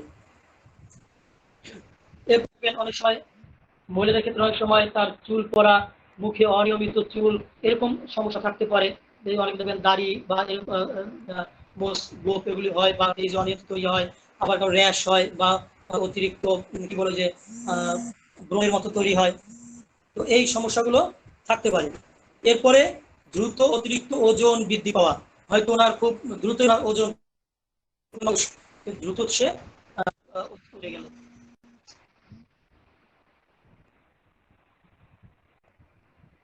এখন আমরা আসি সাউন্ড শোনা যায়? পদার্থের যে ইনভেস্টিগেশন গুলি আছে, যে ডায়াগনোসিস গুলি আসে, সেগুলি আমরা আসি। এটা শোনা যায়? আমরা এখন ইনভেস্টিগেশন বা যে ডায়াগনোসিস আছে, সেই জায়গাটা আমরা আসতে চাই, এবং সেটাকে আমরা দুইটা পার্টে ভাগ করছি। একটা হচ্ছে পুরুষদের জন্য, আরেকটা থাকবে মানে মেয়েদের জন্য বা নারীদের জন্য। এই দুইটা পার্টে ভাগ করবো, তাহলে আমাদের এই টেস্টগুলি দেওয়া এবং বোঝাটা সহজ হবে। আমরা এখানে তাদের বিশেষ করে পুরুষদের ক্ষেত্রে হরমোনাল যে টেস্টগুলি আছে, TSS, thyroid stimulating hormone, testosterone hormone, এগুলি আমরা টেস্ট করতে পারি। এবং এই টেস্টোস্টেরন হরমোন যেটা করে, সে স্পার্ম বা শুক্রাণু বৃদ্ধি করে। ফলে এই টেস্টোস্টেরন হরমোন ঠিক আছে কিনা, নাকি খুব মানে কমে গেছে কিনা, এই বিষয়টা আমরা জানতে পারি। এরপরে আমরা যে জিনিসটা আসবো, সিমেন অ্যানালাইসিস। এই যে সিমেন অ্যানালাইসিসের যে বিষয়টা, বা এটার একটা নাম আছে ফার্টিলিটি টেস্ট। পুরুষদের বেলায় সিমেন অ্যানালাইসিস অথবা ফার্টিলিটি টেস্ট। এখানে আমরা যে কাউন্টের একটা বিষয় আছে, এখানে আমরা এই জিনিসটা খুব গুরুত্ব সহকারে দেখতে হবে, যে তার কত পার্সেন্ট স্পাম সুস্থ এবং স্বাভাবিক আছে। তো যদি 40% থাকে, তার যে স্পাম বা শুক্রাণু যদি সুস্থ এবং স্বাভাবিক থাকে, গঠনগত ত্রুটি না থাকে, তাহলে কিন্তু এই পুরুষ উনি ইনফার্টিলিটির মধ্যে পড়ে না, উনি বন্ধাত্ম না, উনি সুস্থ আছে, ওনার কোনো সমস্যা নাই। তাহলে আমরা কি করব, যখন আমাদের কাছে কোনো পেশেন্ট আসবে, কোনো দম্পতি আসবে, আমরা দুজনকেই টেস্ট দিব। কারণ অনেক সময় আছে যে হয়তো পুরুষের দিক থেকে আমরা বংশগত বন্য কারণ পেলাম বন্ধাত্বের, হয়তো আমরা তাকে ট্রিটমেন্ট দিলাম, নারীকে দিলাম না, তো নারীরও সমস্যা থাকতে পারে। যেমন আমারই এক পেশেন্ট, মহিলার ওই পলিসিস্টিক সমস্যা, আবার তার হাজবেন্ডের একদম আপনার ওই যে অ্যাজোস্পার্মিয়া, তার একদম শুক্রাণু নাই। তার মানে কি, এখানে দুজনের কিন্তু সমস্যা। এই জন্য ওই একজন চলে আসলে আমরা তাকে টার্গেট করে ট্রিটমেন্ট বা ওগুলি না দিয়ে, ইনভেস্টিগেশন না দিয়ে, আমরা আরেকজনকে নর্মাল দেবো। যেমন আপনি মহিলাদের ক্ষেত্রে হরমোনাল কিছু টেস্ট দিতে পারেন, অথবা একদম প্রাথমিক পর্যায়ে একটা শুধুমাত্র আলট্রাসোনোগ্রাম দিয়ে দেন। পুরুষের ক্ষেত্রে সিমেন অ্যানালাইসিস দিয়ে দেন, আর খুব একটা দরকার হয় না। এরপরে যদি কোনো বড় সমস্যা হয়, সেক্ষেত্রে আপনি অন্য টেস্টের ক্ষেত্রে যান, তো সেটা পরে। তো আগে আমরা পুরুষের ক্ষেত্রে দেখবো তার 40% স্পাম ঠিক আছে কিনা। তো এইখানে আর একটা বিষয় আছে, 40% যদি তার স্পাম ঠিকও থাকে, 32% স্পামকে কিন্তু তার মুভমেন্ট করতে হবে স্বাভাবিকভাবে।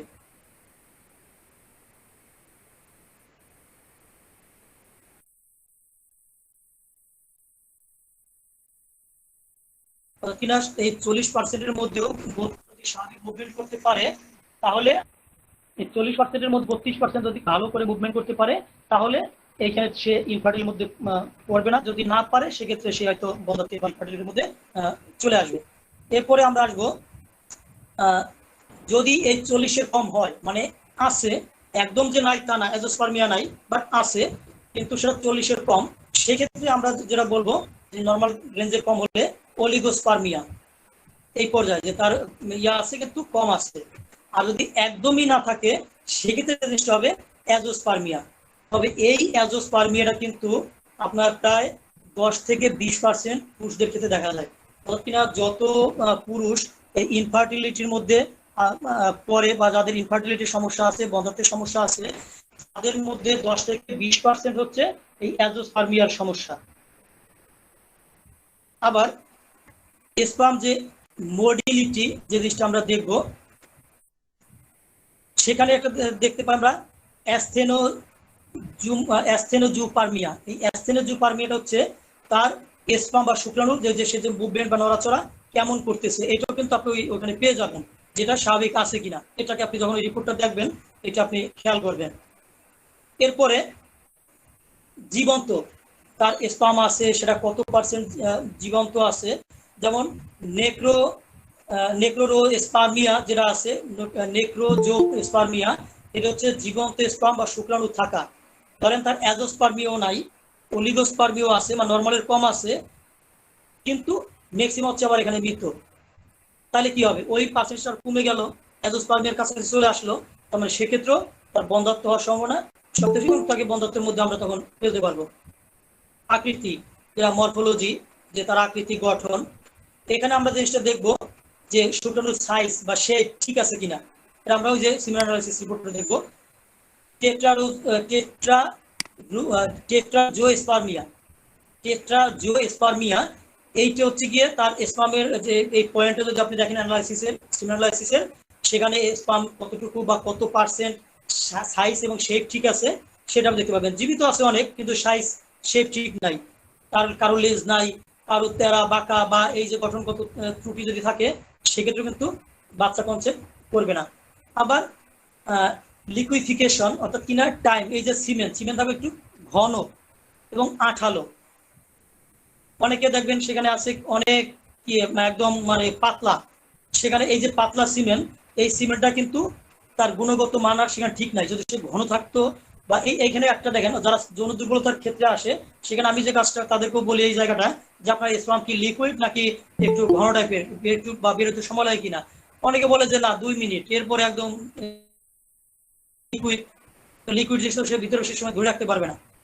তো ফলে এটাও কিন্তু একটা বিষয়। তো এখানে গুণগত মান ঠিক নাই। এরপরে যে জিনিসটা আমরা দেখবো পিএইচ, এই যে ক্ষারত্ব, এইটা কিন্তু 7.2 থাকতে হবে। 7-এর যদি 7 স্বাভাবিক আছে, সব ঠিক আছে, এই 7-এর মধ্যে ক্ষারত্ব পড়ে থাকতে হবে 7.2। যদি এর বেশি থাকে তাহলে এই যে অতিরিক্ত খাদ্যের কারণে কিন্তু ওই সিমেন্টটা আপনার নর্মাল থাকতে পারবে না। তো এই বিষয়টা আমাদের রিপোর্টের ক্ষেত্রে পুরুষদের ক্ষেত্রে জানা দরকার। শুধুমাত্র ওই অ্যাজোস্পার্মিয়া বা অলিগোস্পার্মিয়া আর যদি আমরা দেখি যে 40% ঠিক আছে বা শেষ, এটাই কিন্তু না। এই অ্যাজোস্পার্মিয়া অলিগোস্পার্মিয়া যদি আমরা দেখি সেক্ষেত্রে এই পয়েন্টগুলো আমাদের চোখ বুলাইতে হবে যে এই জায়গাগুলি কেমন আছে।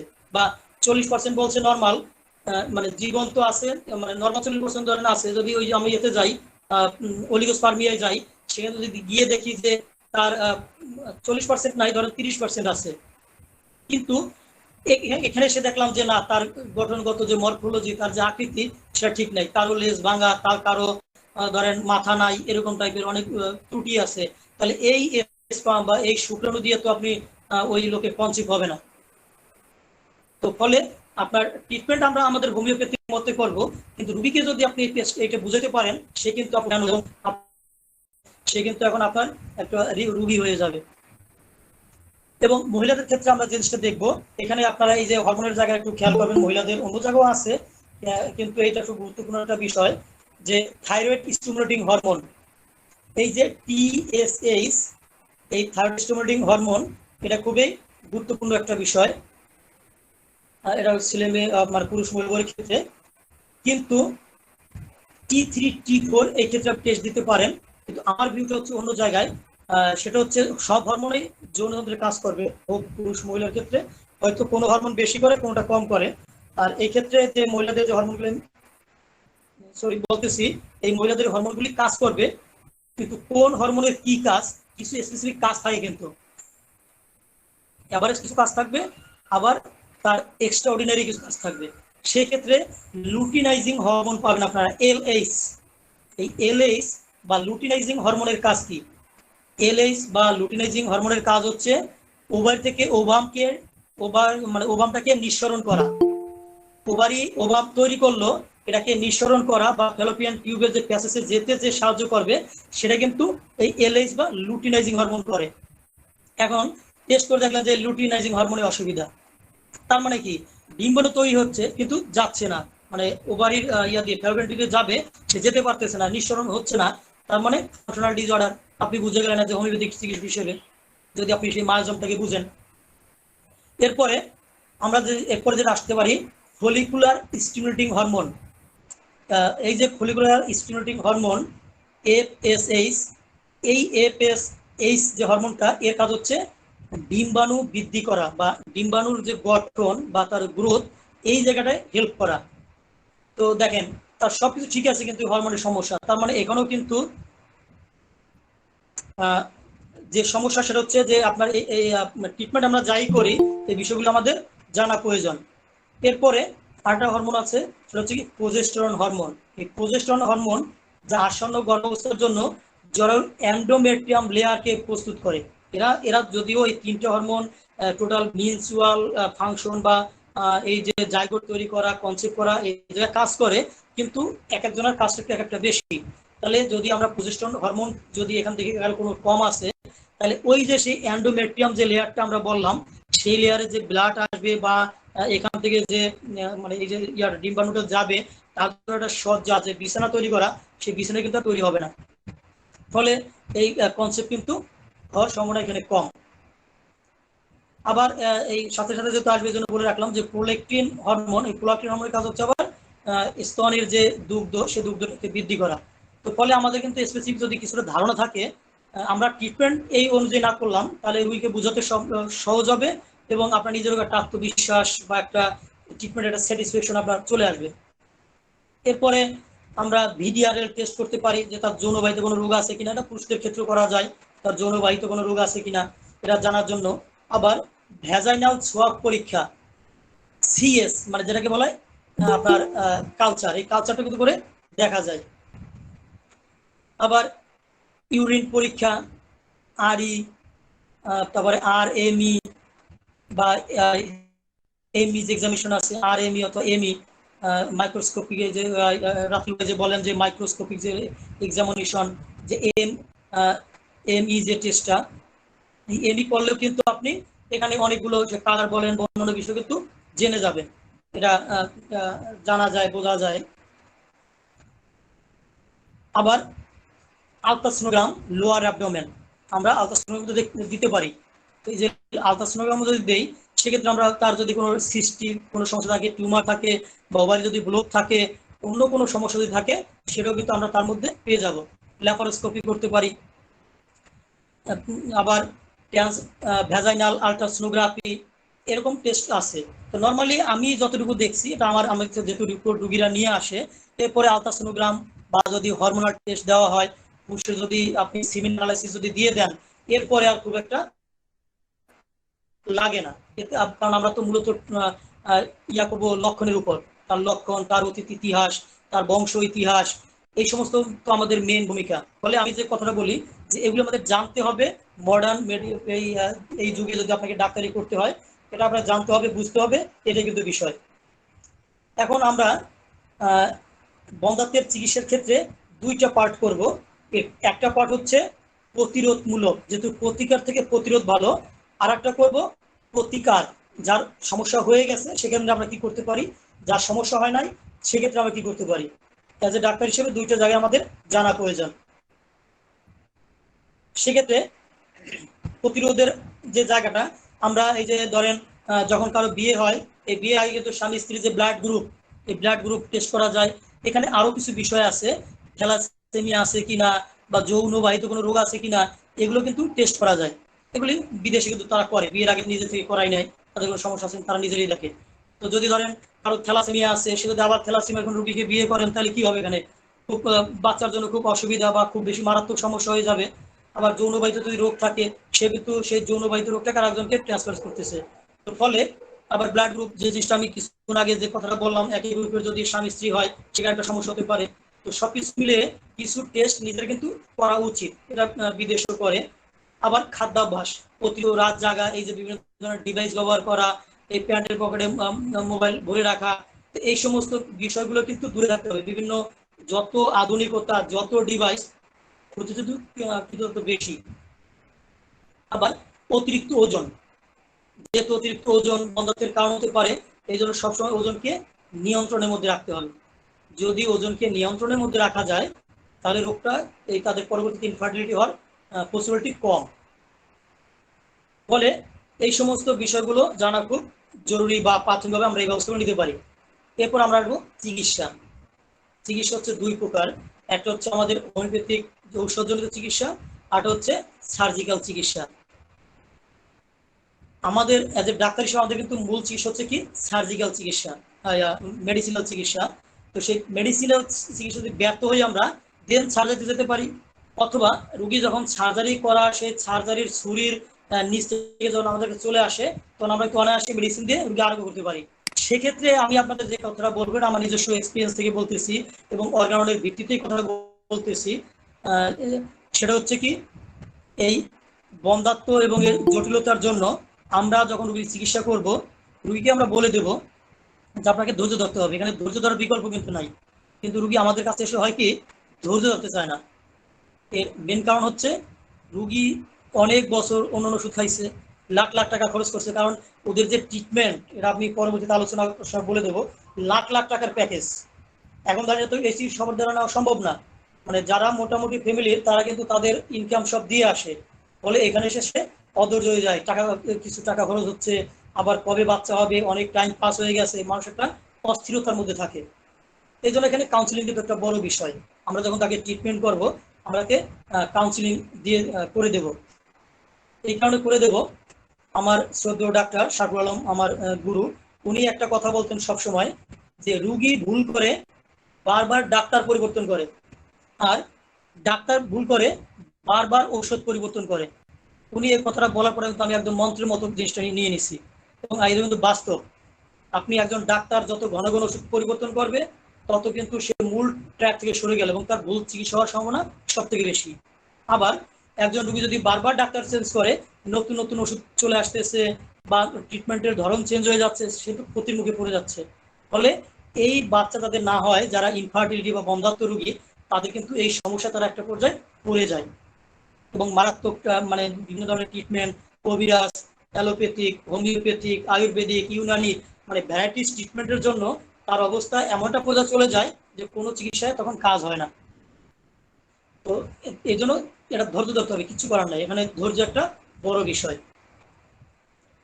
তো আমরা যদি ওষুধ নির্বাচন করতে চাই, সেক্ষেত্রে আমরা কি করব? যদি আমরা ওষুধ নির্বাচন করতে যাই, পৃথিবীর সবকিছু মূলে কারণ থাকে। অ্যাকুইট ডিজিজ আমরা কারণ পাবো, ক্রনিক ডিজিজও মাঝমেটিক কারণ পাবো। এরপর রোগীরও কিছু সেরকম ওই যে আমরা যে কারণগুলি উত্তেজক বা পরিপোষক যে কারণগুলি আছে, এরকম কিছু কারণ পাবো। আবার এই যে মাঝমেটিক কারণের মধ্যে তার বংশগত ইতিহাসটা পাবো, তার অতীত যে রোগ পাবো, সেই অতীত রোগের মধ্যে কিছু আমরা সাবস্টেশন পেতে পারি রোগের, এই একটা পার্ট। দ্বিতীয় হচ্ছে, আপনারা যখন ইতিহাসটা নিবেন, তখন তার ছোটবেলার নিবেন। একদম ছোটবেলায় জন্মের পর তার স্বাস্থ্য কেমন ছিল, তার হাঁটা চলা, তার দাঁত ওঠা, তার কথা বলা, তার খাবার খাওয়া, এইগুলি কি নর্মাল লাইফ ঠিক ছিল কিনা, সেখানে কি ধরনের ডিজিজটা ছিল, বা তার বংশে যে কি ধরনের রোগ ছিল, তার পাস্ট হিস্ট্রি নিবেন। পাস্ট হিস্ট্রির জায়গায় যেটা নিবেন, তার নর্মাল পরিবেশ পরিস্থিতি তো নিবেনই, সাথে পাস্ট ডিজিজও নিয়ে নিবেন, ট্রিটমেন্টও নিয়ে নিবেন। এখানে কিন্তু অনেকগুলো সাবটেস্ট কারণ আপনি পাবেন। এই সাবটেস্টটা কিন্তু মানে খুলে দেন, এই সাবটেস্টের যদি খুলে দিতে পারেন, দেখবেন কিন্তু সোনা আসে কনসেপ্ট করবে। আর যদি সেটা না হয়, তাহলে মেডিকেল ট্রিটমেন্টে যেতে হবে। তো সেক্ষেত্রে আপনি রোগ এবং রোগী উভয় লক্ষণ নেবেন। রোগের লক্ষণ নিলেন, যেটা রোগী বর্তমানে যতটুকু যা বলতে পারতেছে তাই নিলেন। তার যে সাইন, যে ওই যে ব্লক, আমরা তো মাঝম পেয়ে গেলাম, ওইখানে ব্লক বা সিস্ট আছে কিনা, বা ফাংশনাল কোনো ডিসঅর্ডার আছে কিনা। তো যখন আমরা পেয়ে যাবো রিপোর্ট দিয়ে ওইখান থেকে কিছু আমাদের লক্ষণের সাথে কিছু সাইন যোগ হইলো, এরপরে রুগীর ব্যক্তি স্বাতন্ত্র্যটাকে আমাদের দেখতে হবে। এখানে তো মুখ্য একটা বিষয়, রুগীর মুখ্য যে তার যে ব্যক্তি স্বাতন্ত্র্য, এইটাকে আমাদের এই যে রোগের লক্ষণ এবং রুগীর ব্যক্তি স্বাতন্ত্র্য, সেখানে রুগীর ব্যক্তি স্বাতন্ত্র্যকে আমাদের বেশি প্রায়োরিটি দিতে হবে। ধরুন তার মধ্যে রোগের যে লক্ষণগুলি আছে তার মধ্যে কয়েকটা লক্ষণ আপনি পেলেন ক্যালকেরিয়া কাক, আবার রুগীকে দেখতে সেম ক্যালকেরিয়া কাক, তার বডি, তার খাওয়া দাওয়া, তার ঘাম, তার অন্যান্য কাজ ক্যালকেরিয়া কাক, তো তাকে আপনি অনায়াসে ক্যালকেরিয়া কাক দিতে পারবেন। আবার ধরুন যদি এরকম হয় যে তার অত বেশি সমস্যা না, বা রিপোর্ট আলট্রাসাউন্ড করছেন সিস্টিস বা তেমন কোনো সমস্যা না, তার লিপুরিয়া আছে, সেখানে আপনি সিমটম নিয়ে দেখলেন যে বোরাক্সে তার যখন সেই স্রাব হয় সেখানে জলে, সেখানে গরম তার স্রাবটা হয়, বা সেখানে চুলকায়, অথবা তার নিচে নামতে ভয় করে, চুল জটা পড়ে, বা সে সামান্য শব্দ মানে চমকে ওঠে, মানে সোজা কথা বোরাক্সের যদি সিমটম আপনি পান এবং সেখানে আপনি বোরাক্স দিবেন, দেখবেন ইজি ওই যে ফাংশনাল ডিসঅর্ডার ক্ষেত্রে তো আপনার এখানে কনসেপ্ট করাটা পসিবিলিটি আছে। তো এইখানে এই জন্য আমি কথাটা বলতেছি যে আপনি ব্যক্তি স্বাতন্ত্র্যকে এখানে বেশি প্রায়োরিটি দিতে হবে। এখানে লক্ষণ যেহেতু কম পাবেন, আর ওই শুধুমাত্র প্যাথোলজিতে সিস্ট পাইলেন আর আপনি ওই থুজা দিয়ে দিলেন বা অন্য একটা ওষুধ দিয়ে দিলেন, এটা কিন্তু হবে না। আপনাকে ব্যক্তি স্বাতন্ত্র্য মাথায় রেখেই কিন্তু এই ধরনের ট্রিটমেন্টটা করতে হয়, যেখানে মায়োজমেটিক পজিশন আছে এবং ওরকম ক্ষেত্র তৈরি হয়, তাহলে কিন্তু খুব দ্রুত আরোগ্য হয়। যেখানে দেখলেন যে সেই লিকুইয়া হইতে হইতে একদম রুগী শুকিয়ে গেছে, একদম মানে তার শরীর শুকিয়ে গেছে, গাল টাল ভেঙে গেছে, তার দীর্ঘদিনের লিকুইয়া, প্রচন্ড দুর্গন্ধ, তো যদি সিপিলিটিকে যদি তার সিমটম পান, এখানে গুরুত্বপূর্ণ সিমটম আছে, তাকে আপনি মাসবিক ট্রিটমেন্ট করেন, দেখবেন তার কিন্তু সে কনসেপ্ট করবে। এবং আমি আপনাদের দোয়ায় সৃষ্টিকর্তার কৃপায় অনেক রুগী কিন্তু মোটামুটি আমি সফল। তো এবং এই ক্ষেত্রে যদি বাচ্চা তাদের হয় বা তারা যখন কনসেপ্ট করে, তাদের বাচ্চার পরে আমি দেখছি অনেকে কিন্তু না আসতে পারলো, তারা ফোন দেয়, অনেকে আবার আসে, দেখা করে যায়। তো এই যে বিষয়গুলি আছে আপনারা এই জায়গাটায় খেয়াল রাখবেন। তো আমি মোটামুটি কিছু ওষুধের কথা বলি যেগুলি কমন ব্যবহার করা যায় বা হয়, এবং রেপার্টরি বেস, আমি মাল্টি রেপার্টরি থেকে এগুলি আমার কিছু ওষুধ এখান থেকে নেওয়া আর ব্যক্তিগত অভিজ্ঞতা থেকে আমি দিচ্ছি। Borax, nat mur, conium, calcarea carb, graphites, sepia, pulsatilla, thuja, medorrhinum.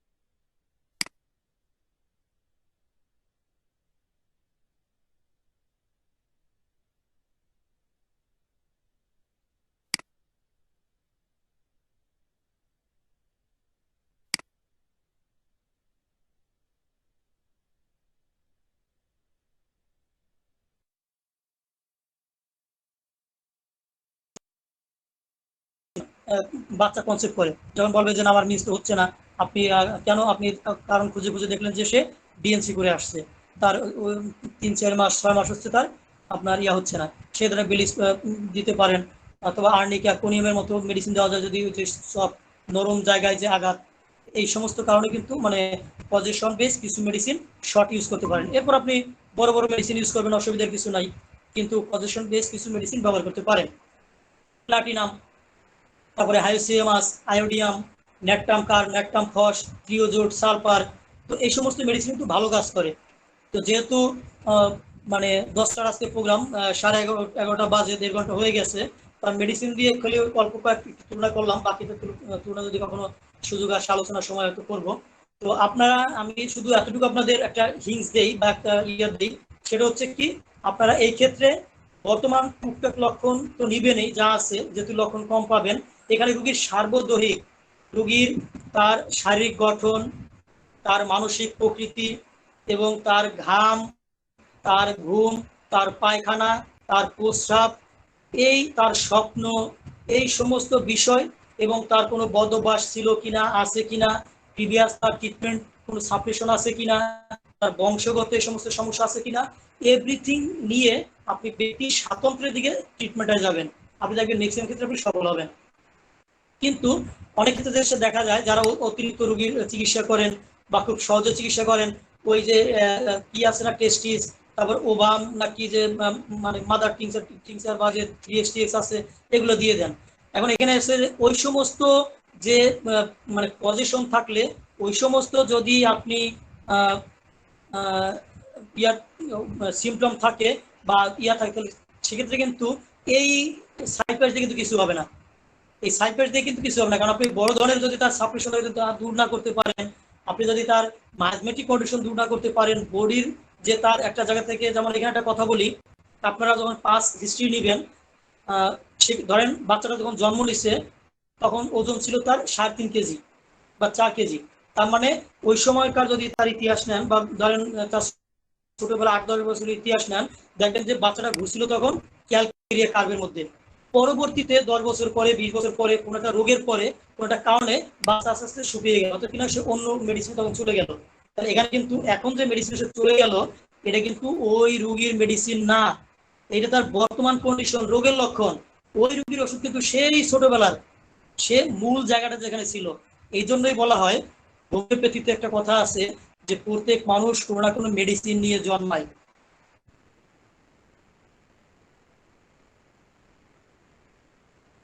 এরকম হয় যে তার বা 1 কেজি 6 গ্রাম এরকম যে বাচ্চাগুলি জন্ম নেয়, তাদেরকে আবার সেই মানে ইনসেন্টিভ কেয়ারে রাখা হয়, এনআইসিইউতে রাখা হয়। ফলে সেখান থেকে এই যে ইমেসিওর যে বেবিগুলো আছে, সে কিন্তু সে ক্যালকিরিয়া কার্ভে নাও আসতে পারে, কারণ এই বাচ্চাগুলো দেখবেন দীর্ঘদিন শুকনো থাকে। কখনো কোনো যদি তার ভিটামিন সিরাপ খেলো বা অন্য কোনো রোগ হলো বা হরমোনাল কোনো সমস্যার কারণে সে দিন দিন মোটা হয়ে যাচ্ছে, তাহলে এখন কি সেই যে মোটার কারণে তার এটা কি তার প্রকৃত লক্ষণ? তো ফলে আপনাকে পাস্ট হিস্ট্রি নিয়ে তার স্বাভাবিক নর্মাল ইতিহাসটা কিন্তু নিতে হবে, যেহেতু ট্রিটমেন্টে খুব বড় একটা ভূমিকা রাখে। এবং কখনো কখনো কিন্তু ওই মেডিসিন রোগীর জন্য চলে আসবে, একটা ক্ষেত্র তৈরি হয়ে যাবে, ওই মেডিসিনের স্টেজ চলে আসবে। যাই হোক, আমার এখানেও বিদ্যুৎ চলে গেল, তো আমি সময় তো অনেক, আমি একটু সার্জিক্যাল বিষয়ে আলোচনা করি। সেটা হচ্ছে আইইউআই। আইইউআই ট্রিটমেন্ট, ওরা ইন্ট্রা ইউটেরাইন ইনমিনেশন বা ওজন। এটা যে কাজটা হয়, স্বামী অথবা ডোনার, বিদেশে ক্ষেত্রে ডোনার, আর আমাদের দেশে ডোনার হয়, এখানে স্বামী হয়। আবার একটা বিষয় আছে কি, অনেক সময় স্বামীরা বিদেশ যাওয়ার সময় ফ্রিজ আপ করে রাখে কিন্তু সিমেন্টটাকে বা মানে স্পামটাকে বা শুকনোটাকে ফ্রিজ আপ করা যায়। এই ফ্রিজ আপ করে তারা চলে যায়, পরবর্তীতে আবার সেখান থেকে নাকি বাচ্চা ইয়া করা যায়, বাচ্চা জন্মানো যায়। আমি এক সময় ট্রেনিং দিচ্ছি এই বন্ধাত্বের উপর, ডাক্তার বাসার স্যারের আন্ডারে। উনি বাংলাদেশের বিখ্যাত এবং সর্বপ্রথম উনি টেস্ট টিউব বেবি ইয়া শুরু করেন। টেস্ট টিউব বেবির যে ইয়া বাচ্চা জন্মদানের পদ্ধতিটা উনি বাংলাদেশে প্রথম শুরু করেন। তো ওনার আন্ডারে আমি একটা ট্রেনিং নেওয়ার সুযোগ হয়েছে। তো ওই সময় আমি তথ্যটা পেলাম যে ফ্রিজ আপ করেও রাখা যায়। তো যাই হোক, বোনার বলেন স্বামী বলেন, এদের যে শুকনোটা সরাসরি মহিলা বা তার যে ওয়াইফ তার জ্বরের মধ্যে দিয়ে দেওয়া হয়। এই যে দিয়ে দেওয়া হলো, এইটাকে বলা হয় আইইউআই। এইটা 5-6 বার করা যায়, 5-6 বারের মধ্যে যদি বাচ্চা কনসিভ না হয় তাহলে এই পদ্ধতি বাদ। এরপর যেটা করা হয় আইভিএফ, যেটা একদম মানে সারা ওয়ার্ল্ডে এখন খুব পপুলারিটি, যে ইন ভিট্রো ফার্টিলাইজেশন বা টেস্ট টিউব বেবি যেটাকে আমরা বলি। এইখানে যে কাজটা করা হয়, বাবা মায়ের যে শুক্রাণু এবং ডিম্বাণু, এটাকে ল্যাবরেটরিতে রাখা হয়, মানে 3 থেকে 5 দিন রাখা হয়। রাখার পরে এইখানে যে জাইগোটটা তৈরি হলো, এইটাকে মায়ের জ্বরের মধ্যে স্থানান্তরিত করা হয় এবং ওই মহিলাকে 10 থেকে 20 দিনের মতো একদম ফুল বেড রেস্টে রাখা হয়। উনি নড়াচড়া করতে পারবে না, মানে ওইখানে একটা ফিক্সড একটা অবস্থান তৈরি করার জন্য। এরপরে সে আস্তে আস্তে অত বেশি ভারী কাজ করতে পারে না, হালকা কাজ করে, এভাবেও হয়। তবে এক্ষেত্রে অনেকে ফেল হয়, অনেক ফেল আছে, মানে একদম 100% কিন্তু এরও ঠিক হয় না। 100 কি, মানে 20% বা আরো এর থেকে একটু আশেপাশে হয়তো বা ইয়ে হতে পারে, ম্যাক্সিমাম কিন্তু এখানেও ব্যর্থ হয়। এই সমস্ত ট্রিটমেন্টে আপনার 2.5 লাখ, 3 লাখ, 5 লাখ, মানে বিভিন্ন লেভেলের টাকা কিন্তু তারা নিয়ে নেয়। ফলে এই সুবিধা যদি এত টাকা, বা ধরেন 2-3 বার যারা এই প্রসেস নেয়, তাদের 5-7-10 লাখ টাকা খরচ নিমিশের বিষয়। তো ফলে এরা খুব আর্থিকভাবে খুব কষ্টে ভোগে, এবং হোমিওপ্যাথির মধ্যে যখন আসে তখন এরা খুব তাড়াহুড়ার মধ্যে থাকে।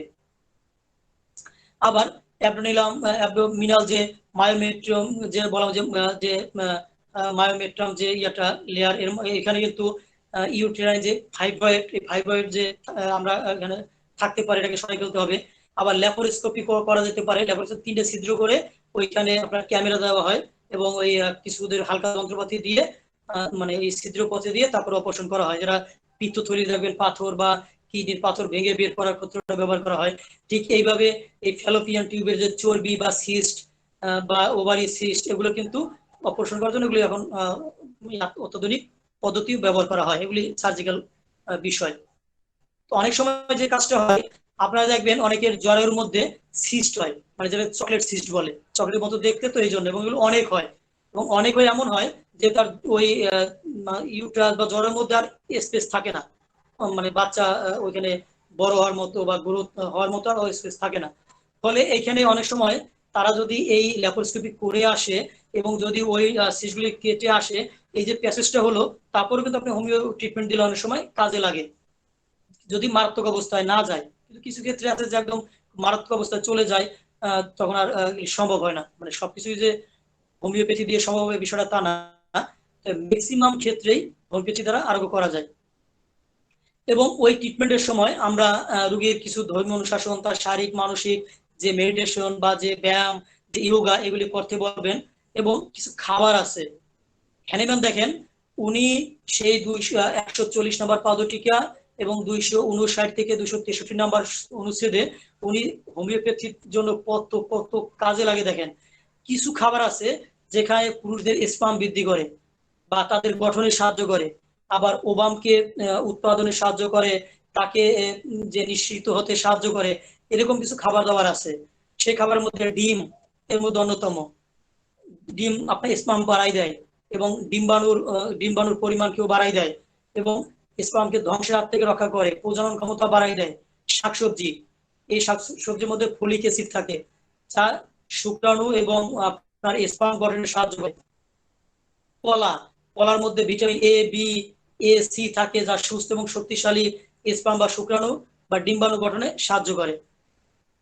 তো ফলে এই যে খাবারগুলি আছে, আবার অ্যাসপারাগাস বা শতবুলি বলে অনেকে, এটা কিন্তু মানে টেস্টিকুলার যে সেলগুলো আছে এগুলো কিন্তু আপনার খুব একটিভ করে দেয়, এবং আক্রান্ত যে অন্ডকোষ আছে সেটাকে সে আস্তে আস্তে প্রতিরোধ করে বা রক্ষা করার চেষ্টা করে, বা স্পাম বা শুক্রাণুর যে কোয়ালিটি, সেই কোয়ালিটিকে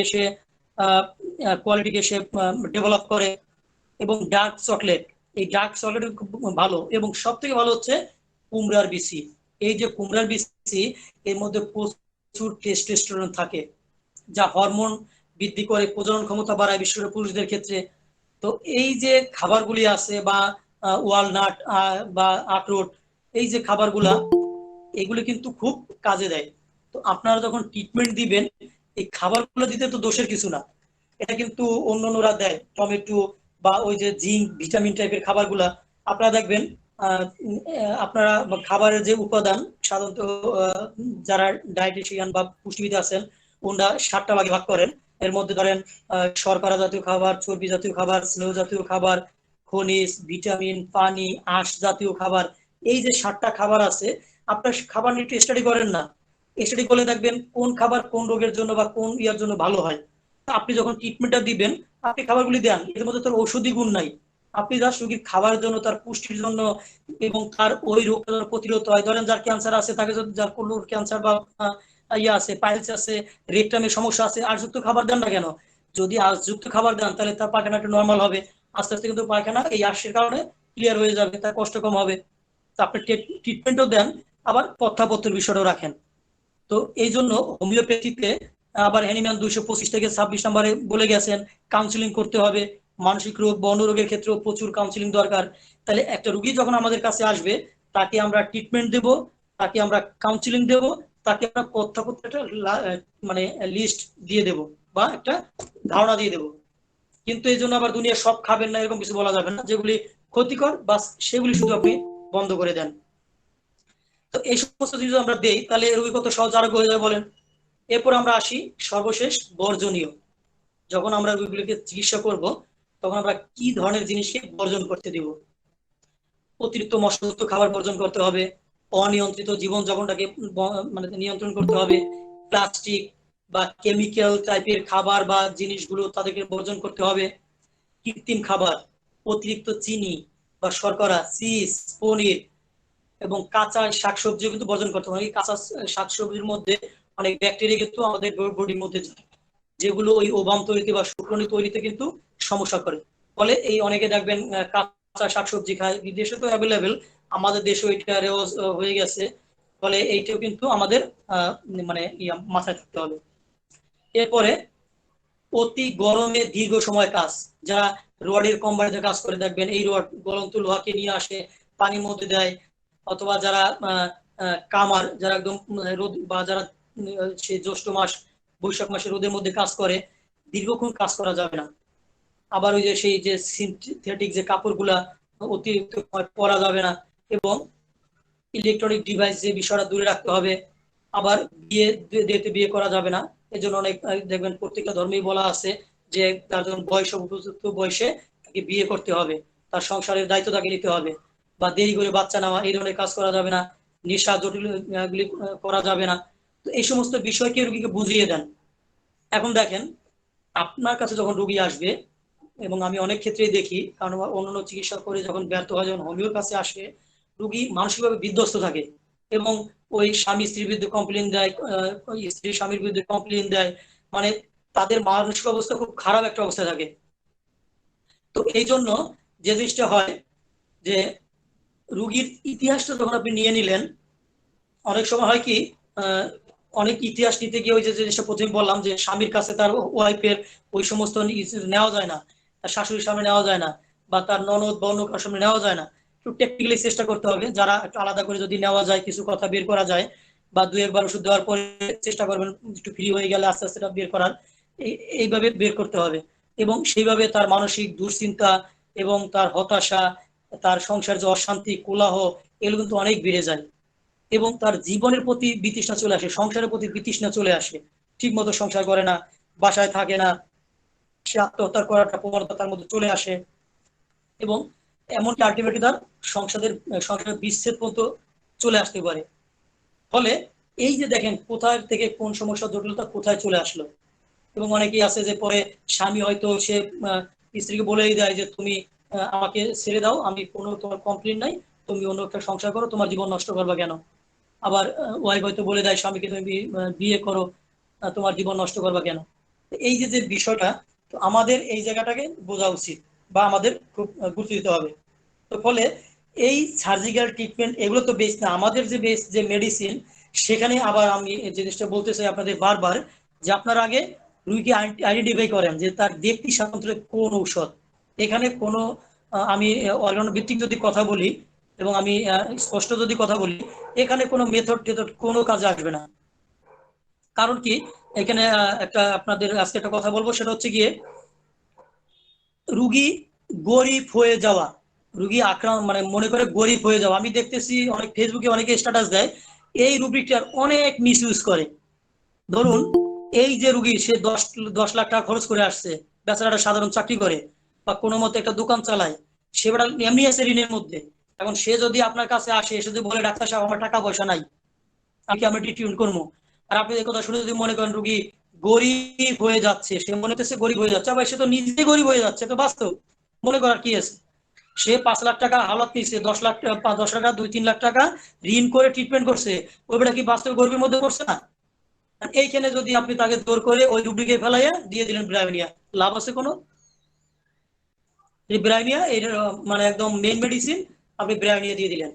তাকে দিবেন যে লোক কোটি টাকার মালিক, যে বড় ইন্ডাস্ট্রির মালিক, লাখ লাখ টাকা মাস ইনকাম করে, কোটি কোটি ইনকাম করে, আপনার কাছে যখন আসছে, ডাক্তার সাহেব টাকা পয়সা কমা নিয়ে, ডাক্তার সাহেব টাকা পয়সা নাই, ডাক্তার সাহেব ব্যবসা বাণিজ্য ভালো না, কিন্তু গাড়ি আছে, বাড়ি আছে, দিব্যি চলতেছে, তাকে বলবেন যে রুগী গরিব হয়ে যাচ্ছে, কারণ রুগীর সবই আছে, সে মনে করতেছে আমার সব আস্তে আস্তে শেষ হয়ে যাচ্ছে, টাকা পয়সা সব শেষ হয়ে যাচ্ছে, সে মনে করতেছে আমি গরিব হয়ে যাব, এর জন্য ব্যয় নিয়ে ঠিক আছে। কিন্তু যে লোক 10 লাখ টাকা ঋণের মধ্যে আছে, এই করোনার মধ্যে যে লোক ওই আরেকজনের কাছে হাত পেতে খাইতেছে, মাস গেলে কেমনি বাসা ভাড়া দেবে এটা নিয়ে আর মাথায় রাত্রে ঘুম নাই, তাকে যদি মনে করেন যে না, হ্যাঁ মনে করতেছে গরিব হয়ে যাচ্ছে, অর্থাৎ নিজেই গরিব, এই জায়গা থেকে সরে আসতে হবে। মানে ওই জোর করে ধারণা করে একটা জায়গায় ফেলানোর কিন্তু ঠিক না। আমার কাছে মনে 12টা না 13টা মেথডের ইয়ে আছে, তো আমি ওদের লিখে রাখছি। তো আমি দেখলাম যে মানে তারা অর্গানন কোনো মতে একটু নিচে, বাকি সব তাদের নিজস্ব অভিজ্ঞতা। আমার কথা হচ্ছে সেগুলো অর্গানন ভিত্তিকই হোক না কেন, আমাদের যারা নতুন ডাক্তার আছেন, যারা স্টুডেন্ট আছেন, আপনি নেন না 113 নম্বর 213 নম্বর অনুচ্ছেদে বলা আছে যে কোনো রোগী হোক ওই রোগের পূর্বে যে মানসিক অবস্থা ছিল তার থেকে যে রোগ হওয়ার পর রোগীর যে পরিবর্তিত মানসিক অবস্থা সেই মানসিক অবস্থাকে গুরুত্ব দিতে হবে। এখন এই যে যে আপনি পরিবর্তিত মানসিক অবস্থাকে গুরুত্ব দিবেন, এটা কি অর্গানে বলা আছে না? আমরা কি দেই না? আবার হ্যানিম্যান কি বলছেন 215 শারীরিক এবং মানসিক উভয় রোগের ট্রিটমেন্ট একই একইভাবে চলবে। তার মানে কি শারীরিক লক্ষণ গুরুত্ব দিতে হবে, মানসিক লক্ষণ দিতে হবে। তাহলে রুগীর যখন এই যে হতাশা, এখন রুগী হতাশা নিয়ে আসছে, রুগী সুইসাইড করতে যায়, রাতের বেলা 2-3 বার গেছে, তার স্বামী তাকে থামাই রাখছে, এখন স্বামী বলতে বাধ্য হয়েছে, এরকম রেকর্ড আছে, স্বামী বলতে বাধ্য হয়েছে তুমি অন্য কোনো মানে তোমাকে আমি নিজে দাঁড়িয়ে থেকে বিয়ে দেবো, তুমি হতাশ হও না, তুমি দুশ্চিন্তা করো না, তোমার জীবনটাকে নষ্ট করবা কেন? তাহলে আপনি কি মানসিক লক্ষণ পাচ্ছেন না? সেই সাথে রুগীর যদি তার অন্যান্য লক্ষণ নিয়ে তাকে দেন না, যদি সে অরামেটালিগামের হয়তো দেন না তাকে ওষুধ, তার এক্ষেত্রে তো সময় লাগে।